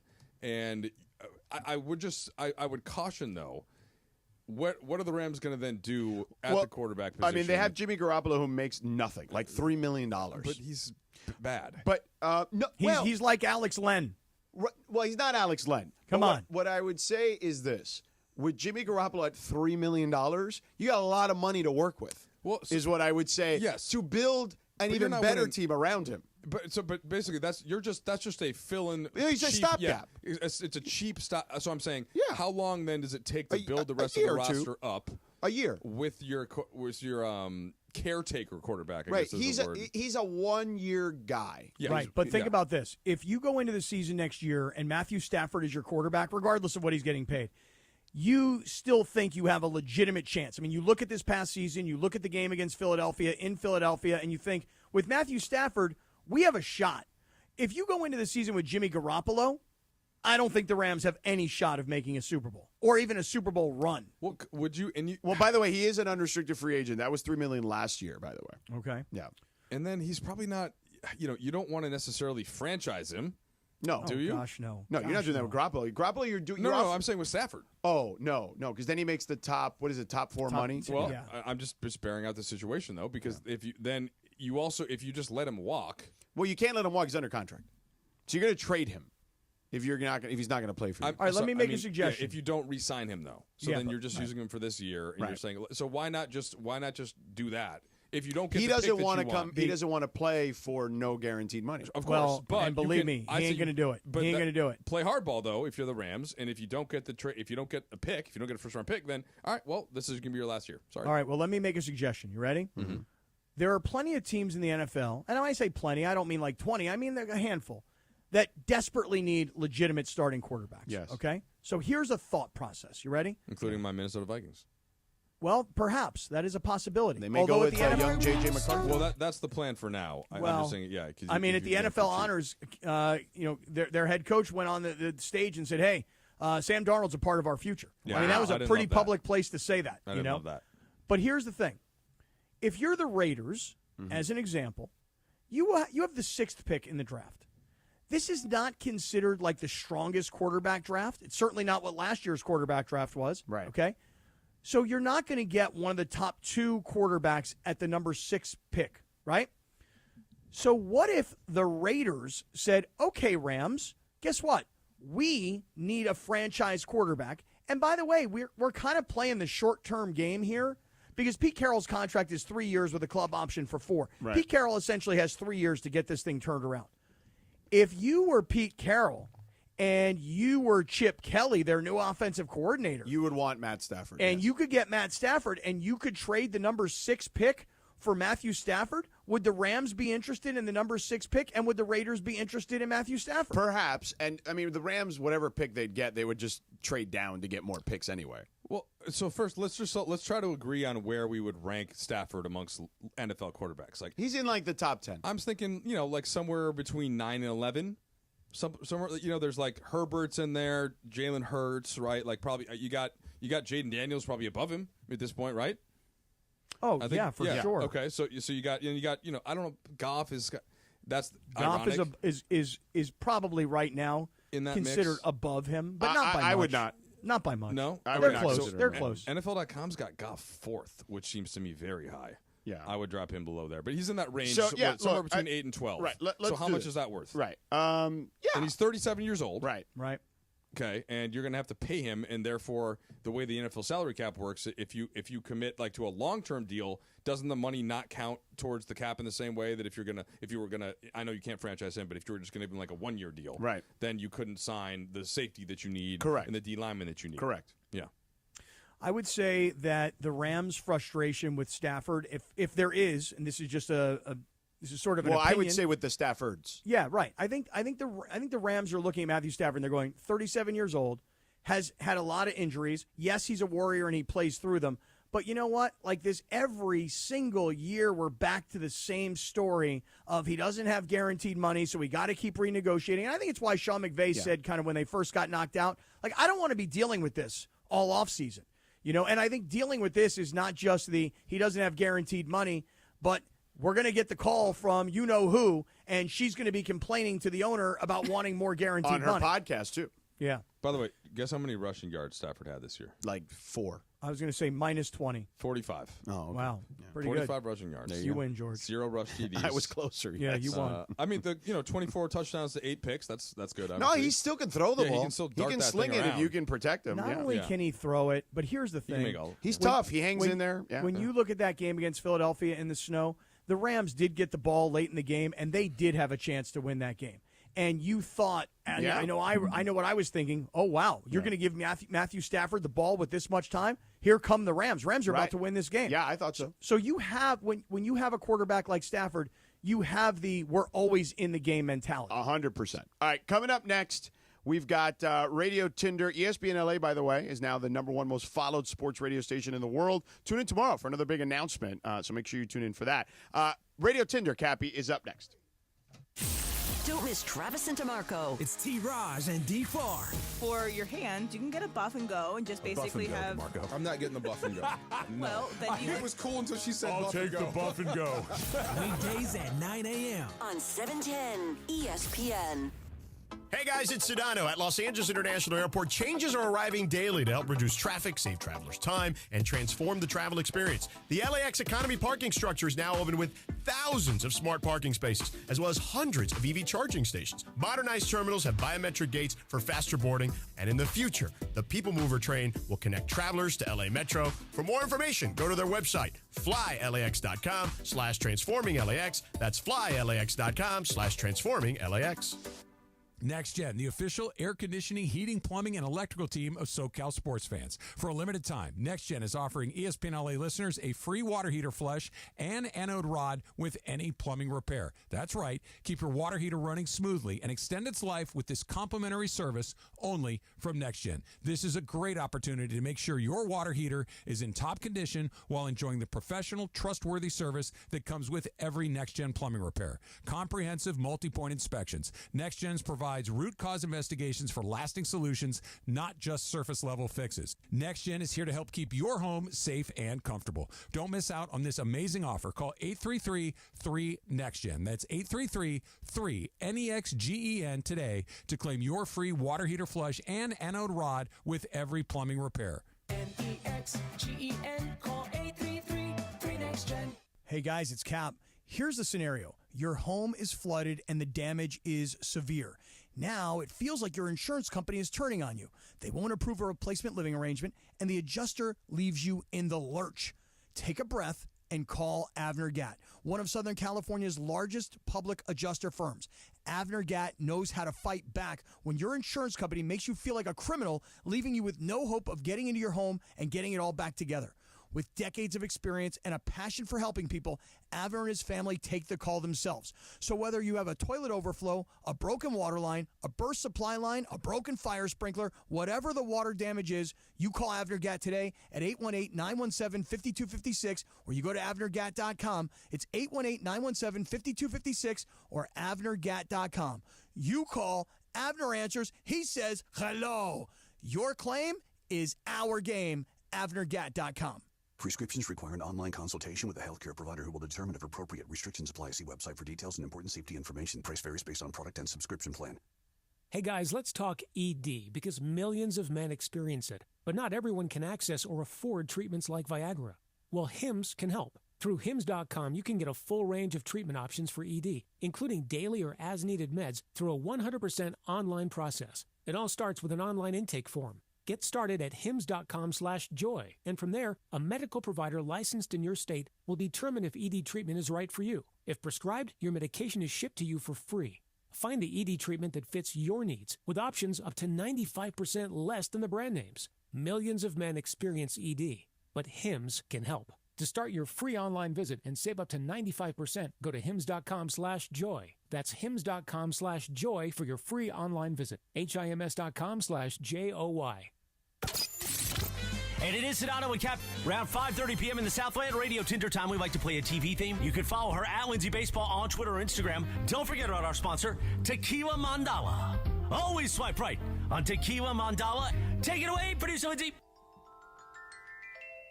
Ooh. Now, Cappy, let me tell you this conversation going on in the break here. Okay. DeAndre says that he has no idea who Mr. Rogers is. None? Okay, None. not surprising. Well, I mean, yeah, but he's too young. I feel like you would even know who he is, the idea Well, there of was a him. movie recently, too, right? Didn't Tom Hanks play There's a him? movie and a documentary that came out around the same time. Well, Yeah, a DeAndre, couple you years ever see when Eddie Murphy plays on SNL, Mr. Robinson's Neighborhood? No, he's too young for that. I mean, Eddie Now that I Murphy would on understand. SNL, that's Eddie like Murphy. 1982. Well, I'll tell you what, Mr. Robinson's Neighborhood was better than Mr. Rogers' Neighborhood. I'll tell you that. You can do the watch the best of though. You can watch the best of Eddie Murphy. Yeah, that's true. That's a great one. And Will Ferrell is my favorite. Yeah. Okay, that has nothing to do with Mr. Rogers, though. Oh. Sorry, fair. we're getting a little Just saying, like, I'm surprised. My bad, y'all. I'm My bad. surprised that you have no idea who he is, like, whatsoever. That's Why would crazy. to DeAndre? me. Why would DeAndre know about this guy I bet in you that- Pittsburgh who shows up at his house and he puts on a cardigan sweater? He changes out his footwear. He sits got a around bunch and of talks puppets to around him. Yeah, I mean, it was a weird like a thing. kid's show. All right, Yeah. guys in the It's back kinda from like our Trippy. social team, like, raise your hand if you know at least who Mr. Rogers is. Yeah, of These guys course. don't know who Mr. Rogers is. Come on, guys. Okay, everybody. They back think there they knows think who he Mr. Rogers is So Aaron Rodgers' confused. They dad. look so He's a confused legend. back there. Yeah. They ain't know who he is. They don't know nothing about no Jonathan Mr. does. Rogers. They don't know They nothing know about who no he Mr. is, Rogers. at least. That's all I was asking. Was who Not only you 'cause of no Tom idea who Hanks. he is. Tell you what, kids these days, Cappy. Yeah, they're just they don't Mr. know. Rogers had some great life lessons. I'll tell you Yeah, that. I'll tell you one quick Mr. Rogers story. You know, Yeah. he used to do these broadcasts from I think it was the KPBS TV station in Pittsburgh, Yeah. right on campus where I went to college. And we used to go to this restaurant on Saturday or Sunday mornings. And I remember my best friend coming in to visit one weekend. We went to this restaurant, and he's like, "Is that Mr. Rogers sitting right there?" And he lost it, like as if he was, like Michael Jackson was sitting in the restaurant. Right. As if Brad Pitt, like the biggest movie star on the planet, was sitting in the next table over. That's what Mr. Rogers meant to us back, kids of the 70s and 80s. Grew up with him, man. There you go. All right, go ahead, Lindsay. All right, so Michael Strahan is reportedly set to exit Good Morning America when Really? his contract expires this year. Yes. Wow. So according to News Nation, they said he will be out by this summer. He's had enough, and that the gig is a lot, and he wants to spend more time with his family. Understandable. Understood. Well, his daughter just She had overcame cancer. Yeah, she had brain cancer. Mm-hmm. So with Strahan leaving and rumors that Robin Roberts may follow within a year, ABC is scrambling to find new talent. Cappy? According to this News Nation story, I would love to. I'm all in. Cappy, you'd potential. move back to New York? I mean, I don't want to move back to New York, but Well, I mean, that's part of the gig. I don't know if you realize. let me tell you something right now. They pay Live me from right. L.A. They pay me right. I'll go back to New York. Sorry, Lindsay. Go ahead. So, according to sources, potential replacements include ESPN's Malika Andrews, which Okay. would be a great choice. Mm-hmm. ABC She'd be News awesome, yeah. correspondent Will Reeves. So instead of having you guys swipe, who do you think would be a good replacement? Oh, for Michael I would get Strahan? all behind Malika in a heartbeat. I think She'd be good at Malika it, very is good a at it. star. I think Malika would do really well in that scenario. I will say this about If Michael she wants Strahan. it. I don't know if she wants it. Like, it's not like I've asked her about it, but yeah. Michael Strahan, though, you got to give Ask it up Dave. to him, right? Like, Dave who, will tell you. who would have ever known that texting him Michael right now. Strahan? Hold on. Trudell's going to ask Dave if Well, if Malika's going ask to take him. the Good Morning America You may job. not want to. She's doing such a great job with her current job. Yeah. You know what I'm saying? You may But not that's be like a want- big, huge Yeah, platform and all the things. I don't know and- if they want all the She would. speculation. I think but she would absolutely crush that. She'd be good at whatever job she wanted to do Yeah. for sure. As she Yeah, does her current job. but I will say, like, did you guys ever think, like, when Strahan was a player, that being a football analyst on Fox is one thing. Being a morning show host that is covering like real news and like real, human interest stories and so on, I don't think I would have known that Michael Strahan was going to be the star that he is. And by the way, he really opened up a big door for a guy like Nate Burleson, who now Yeah. does the exact same thing on CBS. So I got to give it up to Michael Strahan. I didn't know he was going to be that, like, again, TV, sports, and talking football, easy.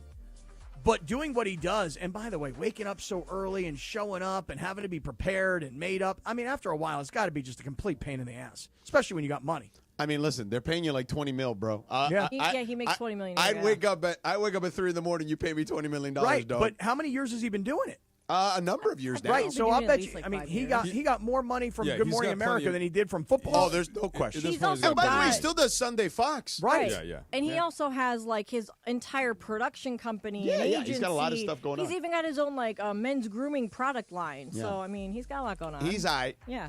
Cappy, How you about- should get a men's grooming product line. Well, first of all, I just need to do some men's grooming, so let's start there. Seriously. Do you want to talk more about that, or? I mean, it's just you know what, Mike? It's just it's kind of one of those things where like I haven't had a haircut in a while. DeAndre's got the next one, and it's just not good.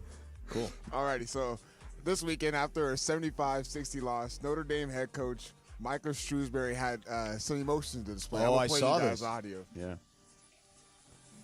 Don't give up on these kids, because we're going to get this thing rolling. Because I sat there and watched more Louisville fans in here than Notre Dame people, and that's embarrassing. That's embarrassing for me, because I'm the head coach here. And yes, I got us in this predicament. But don't come back when we're losing or when we're winning, because we're turning this around, man. You better believe that. Everybody that gave up on me, believe it. Write this date down and believe it, because we're going to get this thing rolling. I don't care if you gave up on me. Whoa. Yeah, Coach.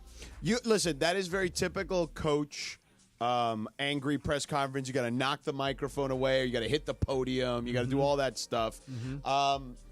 Don't come back when you're winning. No, the point is, Coach, if you get them winning, they'll be there. You know what I'm saying? Like, that's how it works. Yeah, the Louisville fans won't exactly show up and take over your building. Right, they're not. Your fans wouldn't sell their seats if you were winning. I mean, Notre Dame is. I just saw a record of 11-14 this year. They're not like good. Bottom in their conference. Well, and Mike Bray, when he was there for a long time, they were at least they were generally very good. Yes, Yeah, they were respectable. That's right. Yeah.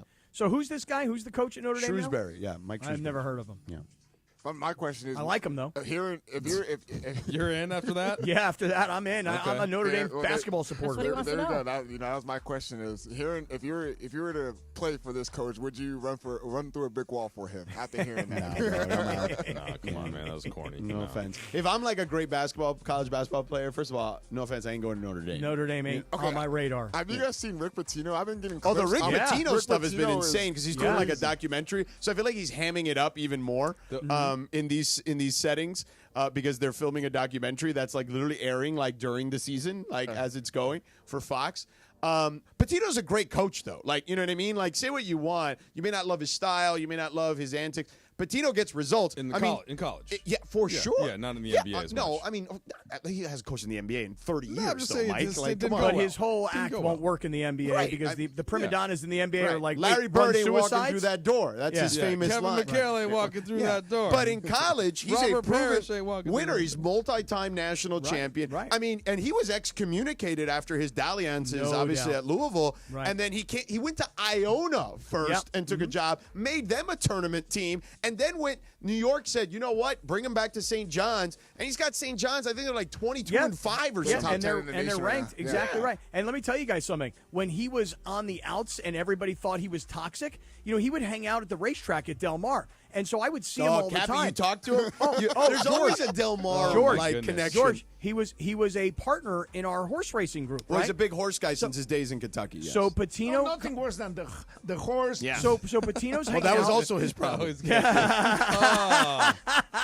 Oh, man. But Pitino's hanging out at the racetrack, and he says to me, he goes, you know what job I would love to have to get back in? I go, tell me, Coach. He goes, University of San Diego. I said, oh, really? I called the athletic director at USD. I go, dude, Rick Pitino wants the job. They're like, Rick Pitino is toxic. We're a little Catholic school. We can't hire Rick Pitino. I go, you're making a mistake. I'm telling you right now, Rick Pitino will change everything. And then he went to Iona, did what he did. St. John's took a chance on him, and he's proving yet again what a great coach he really is. Yeah, he's a great college coach, man. He's one of the better ones for sure, Cappy, all time. I wish you had a little more influence. It sounds like your words of advice weren't really followed there. Well, they weren't followed, and the truth is that he really was considered toxic. He at was the time, incredibly toxic. You know, Yeah, that's true. I mean, the stories were pretty graphic. Right. I mean, it about was like him getting it on in the back of a restaurant all the time. Like on the table, on the top of the table. Right. We don't have to go into all. Oh the well, I details. thought you were talking about the graphic nature of the story. Yes. You know. Yes. All right. So one more here. So quickly, yes. do you want me to not? I would love for us to get back on the rails time-wise eventually. Cappy wanted. Yeah. All right. So as we were just speaking of Malika Andrews, she sat down with Kyrie Irving post Luka trade, and after all the dust has settled, and asked him just about like some of the criticism, I guess, that upper management has had of Luka publicly. And here's what Kyrie had to say. What have you thought about the way that Luka's been spoken about by upper management? part of our jobs every day to deal with the public space, but there were real relationships that were built behind the scenes that will transcend just the basketball court and, coaching and then upper management. And I know that for my own peace of mind, just because we not only had 2 years together, but we got a chance to know each other as men. And hopefully we can tailor back on some of the public criticism aspects of it and really just maintain, the kindness and the compassion that we have for each other that's real every day, not just one moment or a soundbite that ends up being described as something that could be taken out of context. What did that mean?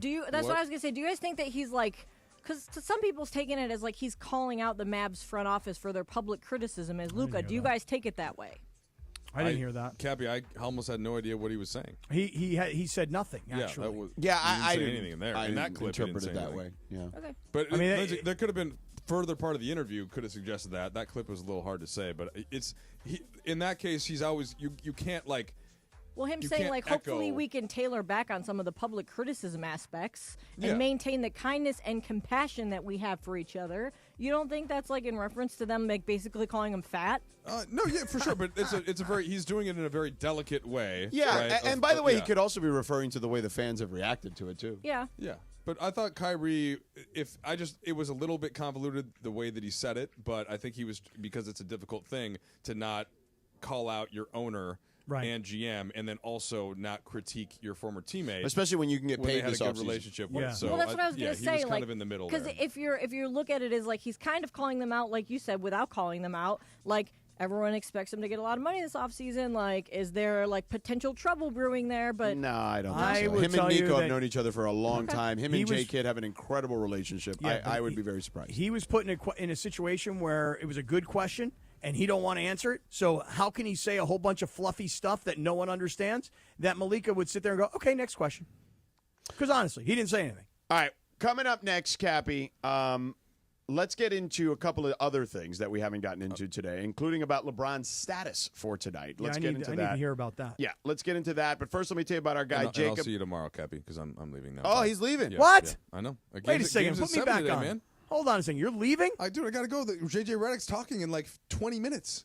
Got to roll, baby. Hey, did J.J. Redick really say like that quote that about like when somebody asked him about the All-Star game and he said, I'm not watching that beat. Did he say that? He did say that. I was there. Yeah. Okay. Wow. I watched Wow. it. We wondered. Yeah, it was a practice yesterday. But Wow. JJ was just trying to get his family like out of the hotel. Understood. That's all. So I think he Understood. was just trying to. Yeah. Little hypocritical, though, if I'm going to be honest. Disagree. Anyway, bye. See you tomorrow. Perfect time to slink out, Michael Trudell. Excellent work.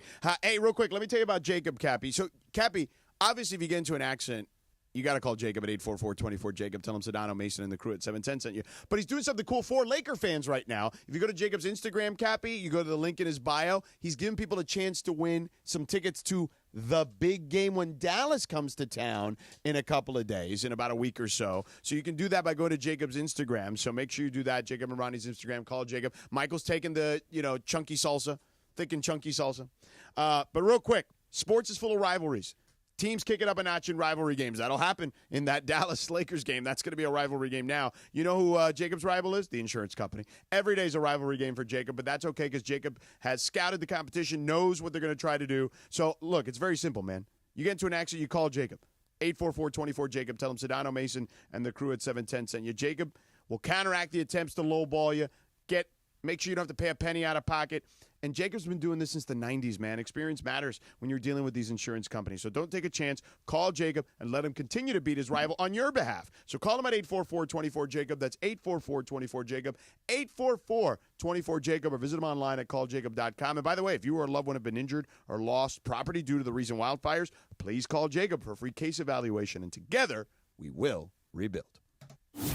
What's up, kiddos? It's Clinton Yates, the Big CY. You've seen me on your television. You've read what I write because I am first and foremost a journalist. And that's why I'm on live 5 days a week from 7 to 9 a.m. on Clinton and Friends. On my new show, we're going to talk about what I find interesting in the sports world, from college coaches that think they're bigger than the sport to who I will pay to go see live. So pop that radio on early before Travis and DeMarco and make Clinton and Friends part of your daily routine from 7 to 9 a.m. on ESPN 710, kiddos.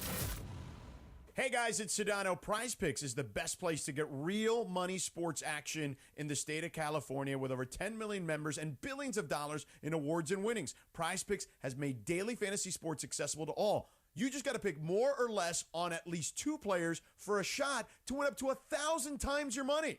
Run your game all season long on Prize Picks. Guys, Prize Picks invented the flex play, which means you can still cash out if your lineup isn't perfect. You can double your money even if one of your picks doesn't hit. Prize Picks puts its members first, so all withdrawals are fast, safe, and secure. When my picks hit, I get my money as quick as 15 minutes. Prize Picks now offers MasterCard for quick and easy deposits into your account this sports season. So download the Prize Picks app, use the promo code CAPPY, K-A-P-P-Y, to get a $50 instant bonus after your first $5 lineup. That's Prize Picks. Download the app, use the promo code CAPPY, K-A-P-P-Y. Prize Picks. Run your game. I'm Doug Hopkins. And I'm Damon Lyons. And we want to buy your house. With over 30 years in the business and more than 20,000 real estate transactions, Seller's Advantage offers a much better buying experience. We don't charge agent fees, you pay no commissions, and you make no repairs. Seller's Advantage will show you a no obligation as-is cash offer and can close in just a few days. Just check out our Google reviews and see for yourself. Call Seller's Advantage today or visit sellersadvantage.com. Don't worry, sell happy with Seller's Advantage. Provider licensed in your state will determine if ED treatment is right for you. If prescribed, your medication is shipped to you for free. Find the ED treatment that fits your needs with options up to 95% less than the brand names. Millions of men experience ED, but Hims can help. To start your free online visit and save up to 95%, go to hims.com/joy. That's hims.com/joy for your free online visit. HIMS.com/JOY. This is Sedano and Cap for your afternoon drive. Walks around like a little puppy dog. On 710 ESPN.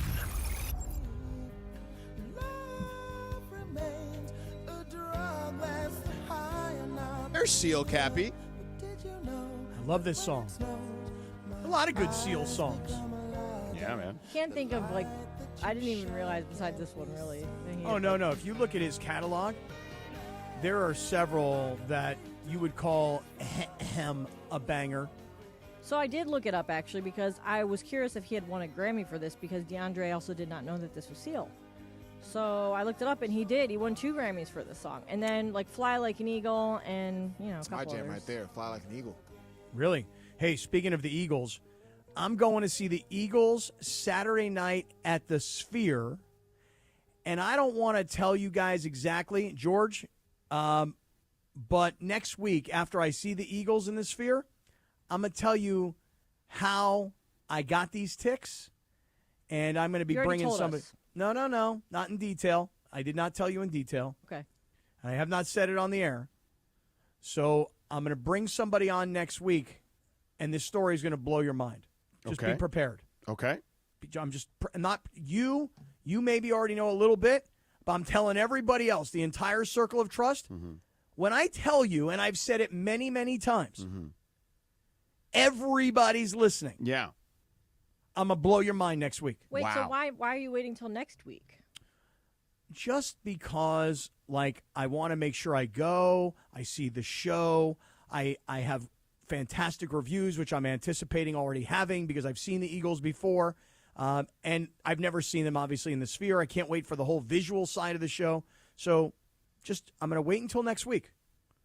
But then I'm going to bring somebody on the show, and it's going to blow your effing mind. Okay. That's all I'm saying. All right. Cappy, this will blow your mind because you've already laid out your prize picks today. Shams Charania on SportsCenter saying real possibility LeBron plays today. Oh, come on, LeBron. Come on, LeBron. Hey, listen, here's what I was thinking, George. Mm-hmm. If LeBron could take off tonight and tomorrow night, that would be very helpful for this reason. And this is what I was thinking. I'd love to hear this because I actually believe that. I believe something to that effect as well. But go ahead. Let me lay out for you my theory. Yeah. If LeBron could take off tonight and tomorrow night, here's what LeBron's actions would be saying. 1, ankle, yes, bothering me. That's why I didn't play in the All-Star game. So for big mouths like you, Kaplan, who were complaining about me being in street clothes when the rest of the team was in uniform, I was in street clothes because I wasn't going to play. I wasn't going to disrespect the game by putting on the uniform. By the way, I'm legitimately hurt. And you know what? I think our team can make a real run, so I'm going to take off this game against Charlotte because we should be able to beat Charlotte without me. I'm going to take off this game against Portland tomorrow night because guess what? I think we can beat them without me too. But more importantly, not only am I going to get the rest and not only am I going to get 100% healthy, you know what else I'm going to do, George? What? I'm going to send Luka out there and say, young fella, you're the guy. You're the number one option on this team. Go out there and do your thing without me. Be yourself. Remember what LeBron said to him in that first game? Yeah. You be you. Yeah. And I would love to see Luka, right, I would love to see Luka go out there without LeBron and say, my team now. I'll carry this team. And I would love to see him just really go off. Really go off You in the had next me 2 until games. you did that little voice you did. My team now. And it's I agree it would be nice for Luka to get his bearings and get his own game going. But this notion of my team now, like you have this obsession with whose team it is.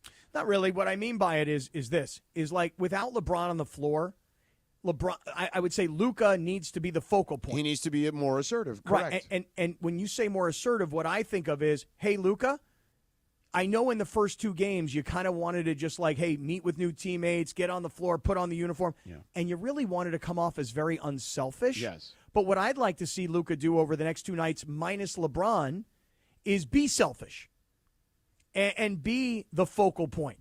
And not be the new guy who's just trying to give everybody else the ball and make everybody else feel good. No, you go out and do you.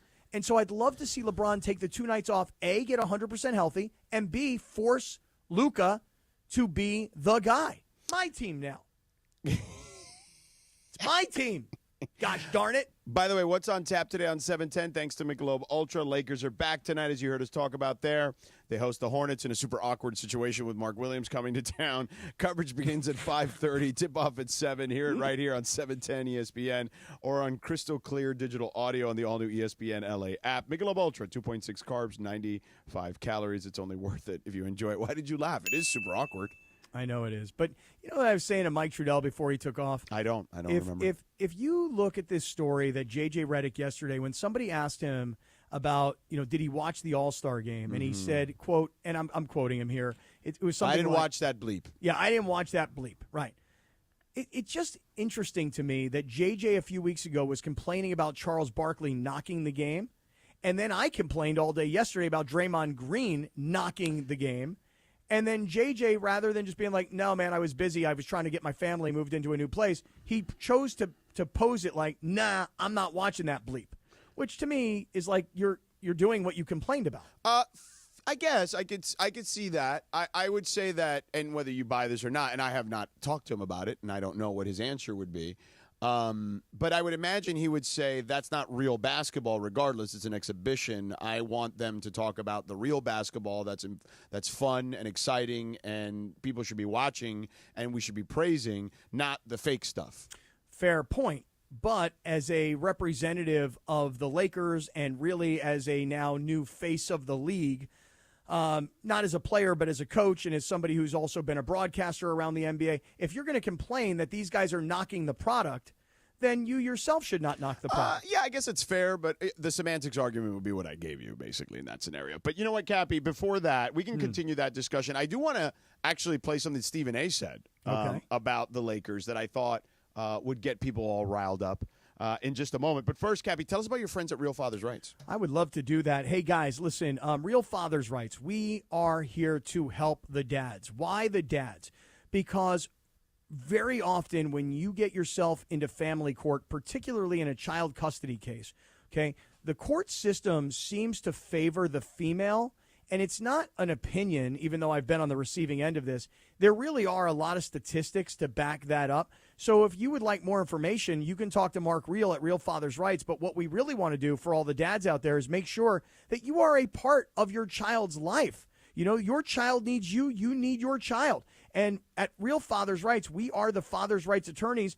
We help dads navigate family court, whether it's child custody, child support, divorce, domestic violence, God forbid a restraining order. I'm telling you right now, Real Father's Rights, they're the pros that help the dads when it comes to dealing with family court. L.A., Orange County, IE, San Diego, we can help anywhere in Southern California. Here's our dedicated phone number for ESPN listeners. It's 833-ESPN-710, 833-ESPN-710. Our website, again, just for ESPN listeners, Real Father's Rights, rfr710.com, rfr710.com. Let's get real with Mark Real and Real Father's Rights. My team now. Travis Rogers and DeMarco Farr. Back tomorrow at 9 a.m. after Clinton and Friends.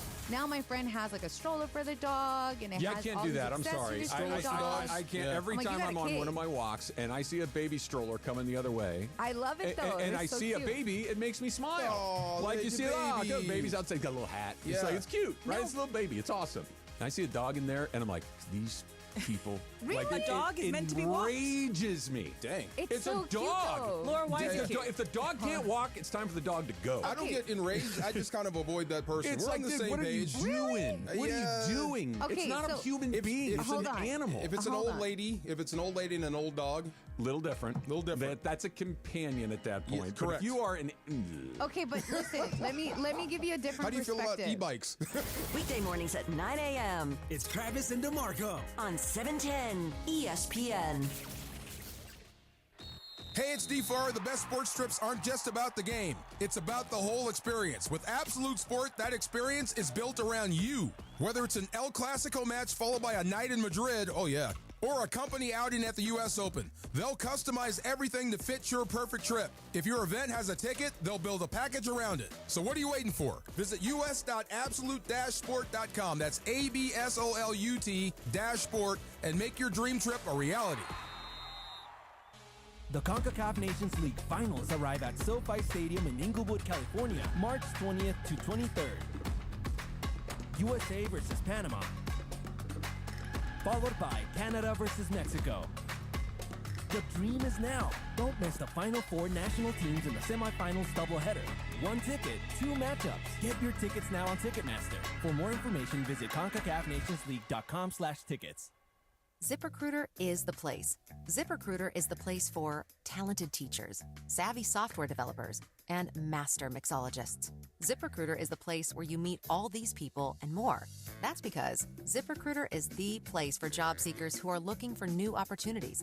In fact, ZipRecruiter helps 10 million people with their job search every day, so you can find the right candidates right away. It's no wonder that ZipRecruiter is the place for skilled skydiving instructors, accomplished airbrush artists, and proficient pediatricians. But if you're not using ZipRecruiter to hire, you're missing out. ZipRecruiter is the place that's so confident it can make your hiring easier that it lets you try it for free at ZipRecruiter.com/free. So if you want the right candidates for all your roles, ZipRecruiter is the place to go. Try it for free at ZipRecruiter.com/free. That's ZipRecruiter.com/free. Never miss out on great candidates with ZipRecruiter. Hi, this is Sean McVay of your LA Rams. The Rams play here. KSPN, Los Angeles. 710 ESPN. A good karma brands radio station. This is the city, Los Angeles, California. It's 5 p.m. in the Southland. Turn it up, man. Time to blow that 5 o'clock whistle with Sedano and Cappy. That's right, it's the 5 o'clock hour on Sedano and Cap. And it's time for 30 minutes non-stop. Sedano and Cap on 710 ESPN. With fun and frivolity, tomfoolery and hijinks, and Cappy doing his thing, thanks to our friends at Real Father's Rights. Real Father's Rights, the father's rights attorney. Visit RFR710.com or call 833-ESPN-710. Let's do it, 5 o'clock in the Southland. 30 minutes of non-stop Sedano and Cap starts now. You ready for this? And time for the Real Father's Rights 5 o'clock hour on 710 ESPN. Let's do it, Jack! Ding, ba-da-ba, Do, da-da-ba. Ding, da-da-bum, doom, da-da-bum, da-da-bum, doom, da-da-bum. Yeah, I'm starting to like the top of the 5 o'clock hour with the bing, bop, boop. You know what I mean? Yeah. It just feels good to do it. Okay. And I think it lets people down when we don't do it because people are in their cars doing a bump. Yeah. Right. And that means they get a Ding, second da-da-bum. chance to do it, is what you're saying. For those that aren't here at the top of the show. By the way, Cappy, what's on tap today on 710 ESPN? Thanks to our friends at Michelob Ultra. Lakers are back tonight as they host Hornets. The Hornets in a very awkward matchup with Mark Williams coming to L.A. Coverage begins at 5:30, tip-off at 7. Hear it on 710 ESPN or on the all-new ESPN LA app. Michelob Ultra, 2.6 carbs, 95 calories. It's only worth it if you enjoy it. 30 minutes commercial-free here, Cappy, for you and I. So let's start with a couple of things. We've been talking a lot about the Lakers. I mentioned the awkwardness of it today with Mark Williams. We've kind of covered that. Looks like LeBron could play tonight, according to Shams. Please don't. Okay, you don't want him to play for a number of reasons, mostly because you're selfish for your prize picks. Right, because I took Luka for more than 26.5 points, and I took Austin Reeves for more than 21 points. With LeBron. I know, but I'm just thinking, without LeBron, Austin Reeves and Luka are going to have to go off tonight. Right. So there's that. Now, I was watching First Take today, and there were actually two LA topics that I found to be fascinating today. Okay. What were they? Well, we'll start with the Lakers one. How about that? And then there's a Dodgers one, actually, that I wanted to get into. All right. Yeah. So, because they had Chris Russo there today, so he was talking baseball. Mm-hmm. So let's start with the Lakers one. Stephen A. I think Stephen A. is very much aligned with our thinking here, Cappy, when it comes to the Lakers prospects in the Western Conference. I'll just leave it at that. Here's what Stephen A. said about the Lakers potentially coming out of the Western Conference. The Los Angeles Lakers, if the season were to end today, they would be the 5th seed. They would be going up against young thoroughbreds in the Houston Rockets, who have struggled as of late, but they've got some players. The Lakers are 2 games ahead of the Clippers. What if, by happenstance, the Lakers end up the 6th seed, and Denver ends up the 3? Then they get Denver in the first round again. They're going home. They're not beating the Denver Nuggets. I can assure you that. They're not beating the Denver Nuggets. I don't care what anybody says, okay? And so that's what we have to watch out for as well. And in fairness to the Lakers, they went to the Western Conference Finals 2 years ago, but they ran into Denver. Last year, they got Denver in the first round. A lot of people were of the mindset, outside of Denver, because of Jokic, there was no one the Lakers couldn't beat. So the objective is you got to watch yourself, because if the Lakers, I wouldn't blame them for doing this. If you're smart, you do everything you can to avoid the Denver Nuggets until you absolutely have to play them. You don't want to invite yourself going up against them brothers in the first round. Yeah, I mean, it's what we've been talking about. Just don't get Denver. You don't want to, what did he say at the very end? You don't want to invite yourself to go up against those to go brothers. up against them brothers right there. Yeah. Nah, hell no. Yeah. Well, listen, George, here's the thing. And Stephen A. brings up a good point, right? 2 years ago in the Western Conference Finals, the Lakers got smoked, and then last year in the playoffs, same story. The difference is that you had an Anthony Davis to go up against Jokic, and you thought that was a good battle. If you don't have anybody that can go up against Jokic this year, you can talk to me about Jamal Murray or Michael Porter or any of these other guys, but the fact is that I would think that Jokic will eat you for lunch all day long, and he can do it close to the basket should he want to. And he could do it away from the basket, too, for that matter, if we're being honest. But I think it would be a fascinating matchup, and we'll get a chance to look at it, because aren't they playing this Saturday? Yeah, so they're playing this Saturday on ABC, as a matter of fact. And you can catch that, of course, here on 710 ESPN. But if you want to watch it on television, Mike Breen, Doris Burke, Richard Jefferson, and Lisa Salters will be on that call. Oh, I love Lisa Salters. I know. She's your number 2. Or number 3 now. Right, she's Trudell number 3. vaulted Trudell her. moved up. Yeah, Trudell moved up because he picked you to beat Bergman in a fake boxing match. That's right. Yeah. Quick question. Yeah.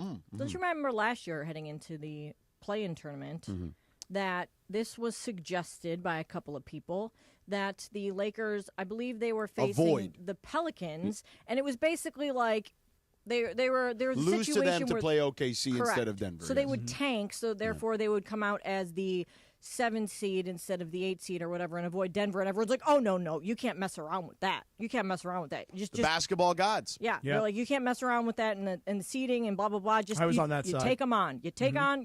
So if you change your mind, Well, can't be. the reality was No, you were going to have not to really. face Denver eventually. So Right. it wasn't really whether you faced them in the first round or you faced them in the second or the third round. You were going to face them and they were going to get you. So, But I think it goes back to a phrase you always use, George. Which is dependency on the matchup, right? Matchup dependent is what you call it, right? And the issue is, it's not like Denver is far and away the best team in the West. It's not like Denver is the 2-time defending champion. Right. They're just another team that's in your way, but it just so happens that when you match up against Denver in particular, forget about Houston, forget about Oklahoma City, forget about some of these other teams. It's just about the Nuggets in particular. It's a terrible matchup for the Lakers. You don't have an answer for Jokic. And without AD, you may really be tougher. don't have it. Right. It may be tougher. And here's the thing. Like, maybe the option there is, you let Jokic go off and play everybody else. But that's easier said than done because the Heat tried that a couple years ago in the finals. They won one game that way, but then Jokic adjusted, and that was very short-lived to one game. So I think that, to your point, it's just a terrible matchup. You know what I mean? Like, Minnesota was able to manage against Denver and beat them because they had three guys. Actually, three guys that they could throw at him, right? Because they had Naz Reid, they had Cat, and they had Rudy Gobert. And now they still technically have three guys with Julius Randle, although he's not really as big as those other guys. Lakers have zero guys. Nah, I don't like Julius Randle. I'm not a huge Julius Randle guy. He's a nice guy, but I'm not a huge fan of his game per se. I was a huge fan of Orange Julius when I was a kid, but that's a different story. We know you worked there and everything. No, I didn't work at Orange Julius. Oh, that's right. Okay. No, I didn't work there, but I drank a lot of their there. drinks. Correct, yes. So anyway, but Denver was like built that way. It's why, honestly, do you know why Dallas, I think partially why they did what they did? I mean, obvious, to the way they felt about Luka. They felt like with Anthony Davis, Daniel Gafford, and Derek Lively, they had the Minnesota recipe to beat Jokic. Mm-hmm. And that's what everybody does now, is they know Jokic is the best player. Jokic may not win the MVP this year. It may go to Shea because I think by definition, and I voted on that Tim Bontemps straw poll. I vote on it every time. I've voted for Shea consistently this year because even though I think Jokic is the best player, I think Shea has meant more to his team this particular season. And I think you're splitting hairs either way, so it doesn't really matter. But nonetheless, Jokic is the guy everybody's trying to stop. Right. But if you think about what you were saying about, hey, you just let Jokic do his thing and then we'll stop everybody else. I mean, that is what happened with Kansas City in the Super Bowl. They were like, okay, well, we're going to make sure we stop Saquon and then we're going to try and force everybody else to beat us. And guess what? They did. Right. They beat you. But I will say this about Denver, and this would really bother me. You ready? Oh, okay. Let's say the Lakers do draw Denver. And it doesn't really matter when it is. I mean, it could be the first round. It could be the Western Conference Finals. It doesn't really matter to me. Mm-hmm. If the Lakers lose to the Nuggets again. Third year in a row. What would really piss me off is that Brody would have his revenge on the Lakers. Right. I hadn't even thought. By the way, Brody's played pretty well lately. He didn't start the season great, but he's played much better. Jokic loves Brody. It's because when they put him in the starting lineup in that two-man game has been working with Jokic and Westbrook. Yeah, because Russ likes to set a screen. He's basically, it's funny, he's playing the Draymond role that we were hoping that he would play here with the Lakers, but he's playing it with Jokic, and it's worked like fairly well of late. They won 14 out of their last 15. Yeah, it would really, really suck, though. Like, when you think about what Russell Westbrook represented. And by the way, Cappy, real quick, I mean the Draymond role on offense, just so people are. Hey, listen, that's an important distinction. Thank you for telling us he's that. not the defender that Draymond is. Come on. Listen, I'm glad you pointed that out. Well, because, somebody's going to be like, oh, you play like Draymond? Draymond's Defensive Player of the Year before. Yeah. Right. Anyway, here's the point. Right. It would bother me so much because when I think back to what Russell Westbrook did to this team. When I say he did to this team, he did. Well, I mean, listen, I will never forgive him ever for the night that LeBron broke Kareem's all-time scoring record and whatever drama he caused in the locker room. Well, there was a lot of drama that night. Do you recall what happened? Well, I remember, first of all, he wasn't really passing to LeBron at first very much. There was that. And then in the locker room at halftime, him and Darvin were going at it, like on the way into the locker room and in the locker room. And Anthony Davis was furious at everybody. And like he was checked out of the game because he was so annoyed about everything that was going on. Remember the clip too where like LeBron was like, let's get greedy. And Russ was sitting in there like, let's just play and have fun, man. Let's just have fun. Let's go out there and just have fun, man. Well, That's all it's about. How about the fact that not only was he not passing to LeBron, which I thought, I'm just glad you remembered that detail. I didn't. What I will never forget about that night is that when LeBron broke Kareem's record and the game kind of stopped, instead of Anthony Davis being there on the floor to celebrate with LeBron because they were supposed to be a two-man tandem, freaking Anthony Davis was so, just checked out mentally from this game that he was sitting on the bench. Like, everybody else is congratulating LeBron. Anthony Davis is sitting on the bench with his head down. So, for me, what Russell Westbrook represents for the Lakers of go out and get him, and then he turns into exactly what everybody thought he would probably be, which was locker room cancer, and then they wind up shipping him out, and ultimately now he's still in the league. He's with Denver, and Denver's had the Lakers number the last 2 years, and if they beat him for the third straight time and Russ is on that team, I don't know about the rest of you guys, it's going to piss me off. Okay. You hear that? That's emotion, George. I heard it. Is what that is. That's passion. Yeah. Not gonna lie to you, when I was at the game when Denver came out here and they played against the Lakers, I'll tell you what, that second half was a different story. They had no answer for what Denver was doing offensively. Yep. And the Lakers did a great job first half as far as throwing different looks at Jokic and stuff like that. But the second half, like you said, he figured it out, and then Nuggets ended up going on a 15-5 run to start the second half, and it was game over after that. Yeah. Well, don't lie, please. I am curious to see what it looks like Saturday. So knowing that the Lakers don't have size, particularly, right? And you mentioned that the Timberwolves have different looks as far as being able to throw different options at Jokic. Yeah. And the Thunder can have that chance too with throwing With Hardenstein and Holmgren, right? Yeah. Say if the Lakers were to match up with a team like the Thunder, who do have size still, do they I'm trying to figure out what would the difference be? Well, you can play Hardenstein off the floor, is what I would say. Still, I believe that. Maybe I'm wrong. And if the Thunder goes small with Holmgren at the 5, and he's still coming off an injury, now he may be great by the time the playoffs start, but I think that if they can find a way to play Hartenstein off the floor, then they've got a real shot against the Thunder. Because Hartenstein, his offensive game is very simple. He's a roller. Sometimes he'll pop from the free throw line for this little push shot. He likes to shoot from there. But, he's a putback kind of guy. I think if the Lakers go small, I don't know who he defends, I guess is my question. You know what I mean? Do you trust him out there? I would trust Holmgren way more out there because he's used to playing more on the perimeter. So I think that's kind of it. I think the Lakers would just go small against OKC and try to play him off the floor. You can't play Jokic off the floor is the problem. I was going to say, because wouldn't that benefit the Lakers playing small ball and dragging Jokic out of the paint? paint? No, for sure. That's what you want. But, I don't think Jokic at least is okay. He's become way more comfortable, playing between the elbows and the perimeter. You know what I'm saying? So, okay, you want him to guard Rui? Okay, he'll do that. It won't. I think that Michael Malone would make that trade-off. Okay, Rui Hachimura is the guy who's going to get the open looks. Okay, I'll take my chances there. Okay. I think you need to incorporate Alex Len, and when it comes to battling against Jokic or against Chet Holmgren, for Holmgren, you got to give him an elbow in the gut and watch him fall apart. And for Jokic, you got to just step on his feet. You know what I mean? Try and hurt his toe or something, because that's really your only chance. Okay. So I cannot picture Brody celebrating a Denver win over the Lakers. So good point, Stephen A. We don't want to see them brothers. You feel me? I feel you, Doug. All right, beautiful. Beautiful. Also, I mentioned on First Take, there was another L.A. story, and they were talking about the Dodgers today. Now, Rob Manfred, right, the commissioner of Major League Baseball, all right, had some comments recently when he was asked about the Dodgers, right? And he said, I think the Dodgers spending money is good for baseball, and people are outraged about it, right? And this is what Stephen A. and Chris Mad Dog Russo, who obviously is on First Take a lot, but he hosts a daily show on Mad Dog Sports Radio, his own channel and series, and he hosts a daily show on MLB Network, had to say about these comments that Manfred made in the Dodgers spending spree. How are you supposed to compete when a team has got 4 or 5 times your payroll? And you can sit there and say, well, why can't the Pirates spend $392 million? Well, the Dodgers get $321 million a year from TV contracts. The Pirates don't get that kind of money. So it's an inequity in the revenue stream.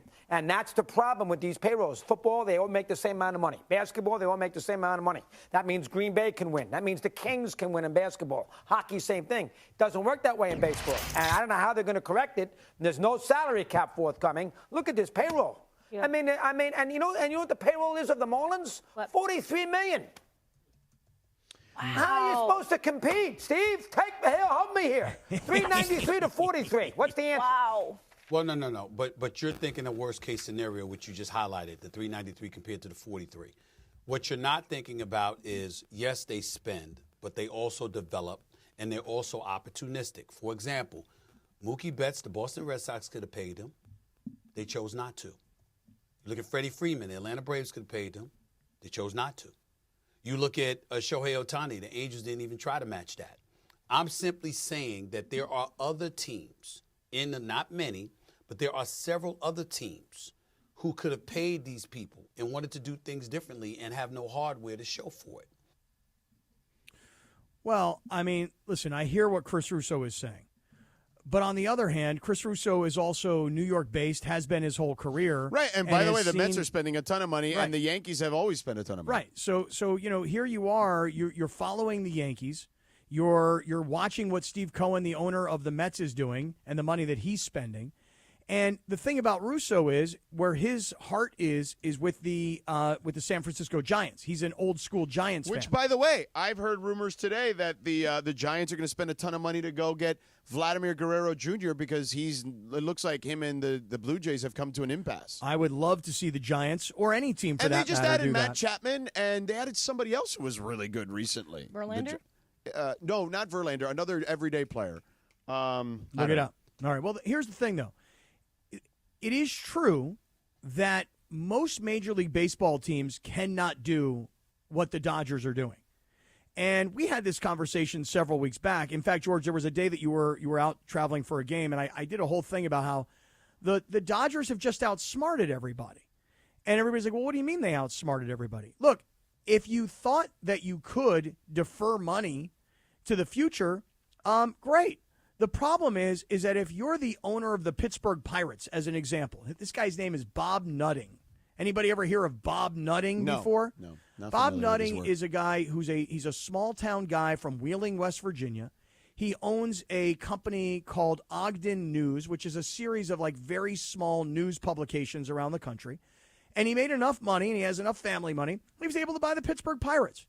And as an owner of the Pittsburgh Pirates, he doesn't put a lot of money into the team.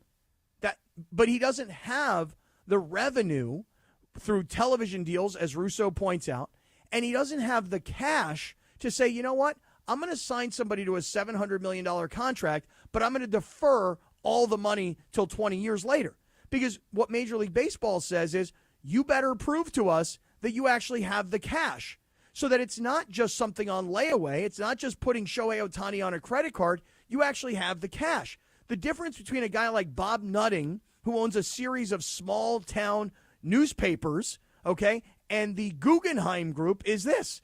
The Guggenheim Group, they promote it on their website. They have more than $330 billion. Billions and billions of dollars. They've got billions, $330 billion of management. So they have the $700 million of cash for Shohei Ohtani. And guess what, George? That's peanuts to them. Right. Bob Nutting and the Pittsburgh Pirates, they ain't got that kind of cash. $700,000 he could put into an account. This is not a new concept, is what I'm saying. Like, just the numbers are bigger, but the percentage of what teams are spending, like, comparatively speaking, it's always been the same teams that spend money in Major League Baseball. And unless baseball's willing to put a hard cap in, Which they're not. Which they're not, right? Then what are we arguing about here? Right. I mean, listen, everybody should stop complaining about it. And here's what people who don't like the Dodgers should start putting their energy into. Yeah. God, I hope these guys suck. God, I hope these guys' chemistry doesn't how about work. this? You How know? about other I hope teams? they all get hurt, you know? Every fan should want their organization to be like the Dodgers. And maybe it's become where Bob Nutting can't own the Pirates. And it's got to be a huge conglomerate or corporation that owns these teams because they can afford to be in the business, is what I would say. Now, I heard Beto is at the arena and wanted to chime in on this. Okay. Go ahead, Beto. Oh, no, I'm just, we were having audio issues over here, and also I was telling DeAndre to check on us because I don't want Cappy to do the pregame and Wally Pitt me, you know? Oh, I thought you wanted to chime in on what we were talking about. Oh, no, I'm not doing the pregame, Beto, No, by the way. we weren't hearing you, so I don't know what you guys were talking about. That's why. Oh, all right. But I did hear Alex Len talking. He was shooting 3-pointers, Cappy. Oh, really? Yeah. How's he looking? He was shooting 3-pointers, Cappy. Was he hitting anything when he shot those 3-pointers? He was hitting 3-pointers, Cappy. Yeah? I'm not touching him on Prize Picks, though. But, yeah. But, Cappy, to your point, I think I heard the little baseball part. If you're the rich billionaire, spend the money. That case that happened in Toronto, I don't know if you guys saw, Vladimir Guerrero Jr. Yeah. They offered him about $350 million last year. They offered him the Manny Machado deal. Yeah, so, but the market has changed now because Vlad, whatever they're probably offering him, he saw how much Soto got. Right. And the market's going to change for a 25-year-old guy, so the market's different. So you're going to hear people like Rogers Entertainment or the group in Canada who are multi-billionaires who own all the telecommunications up there. Oh, we tried, but did you really? Why don't you just give them the other $4 million, right?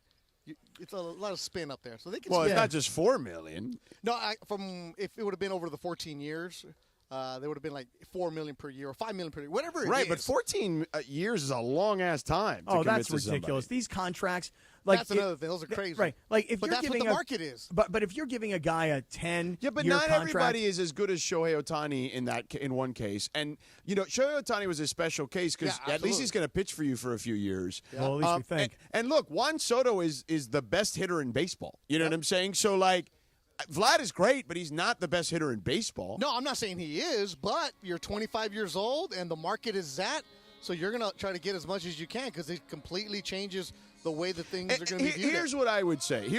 And this is going to be like some hardcore baseball talk for a second, okay? Let's get hardcore. Let's go. Let's get hardcore. If you're the Toronto Blue Jays, who clearly have been willing to spend money, why didn't you offer him the money, like what they did with Jackson Chourio with Milwaukee a couple years ago, where they signed him right away to a long-term deal. The Rays did that with somebody many, many years ago who was their third baseman. He played for the Giants actually most recently. God, what was his name? But Atlanta's been doing that a lot. Anyway. Atlanta's been locking up young players early. Don't go that far. When did Fernando Tatis signed in 2021 for $269 million? It was a 14-year contract. Correct. Yeah. And you could have done it then, too. They were very similar, in the sense of, you could have done it just a year or two into his career like the Padres did with Tatis. Right. So, you could have saved yourself a ton of money that way, and you could have built some outs in for him. So, you got to have foresight, too, in this scenario. Well, in using the case of Tatis, I mean, what you were doing as a young kid is you were trading.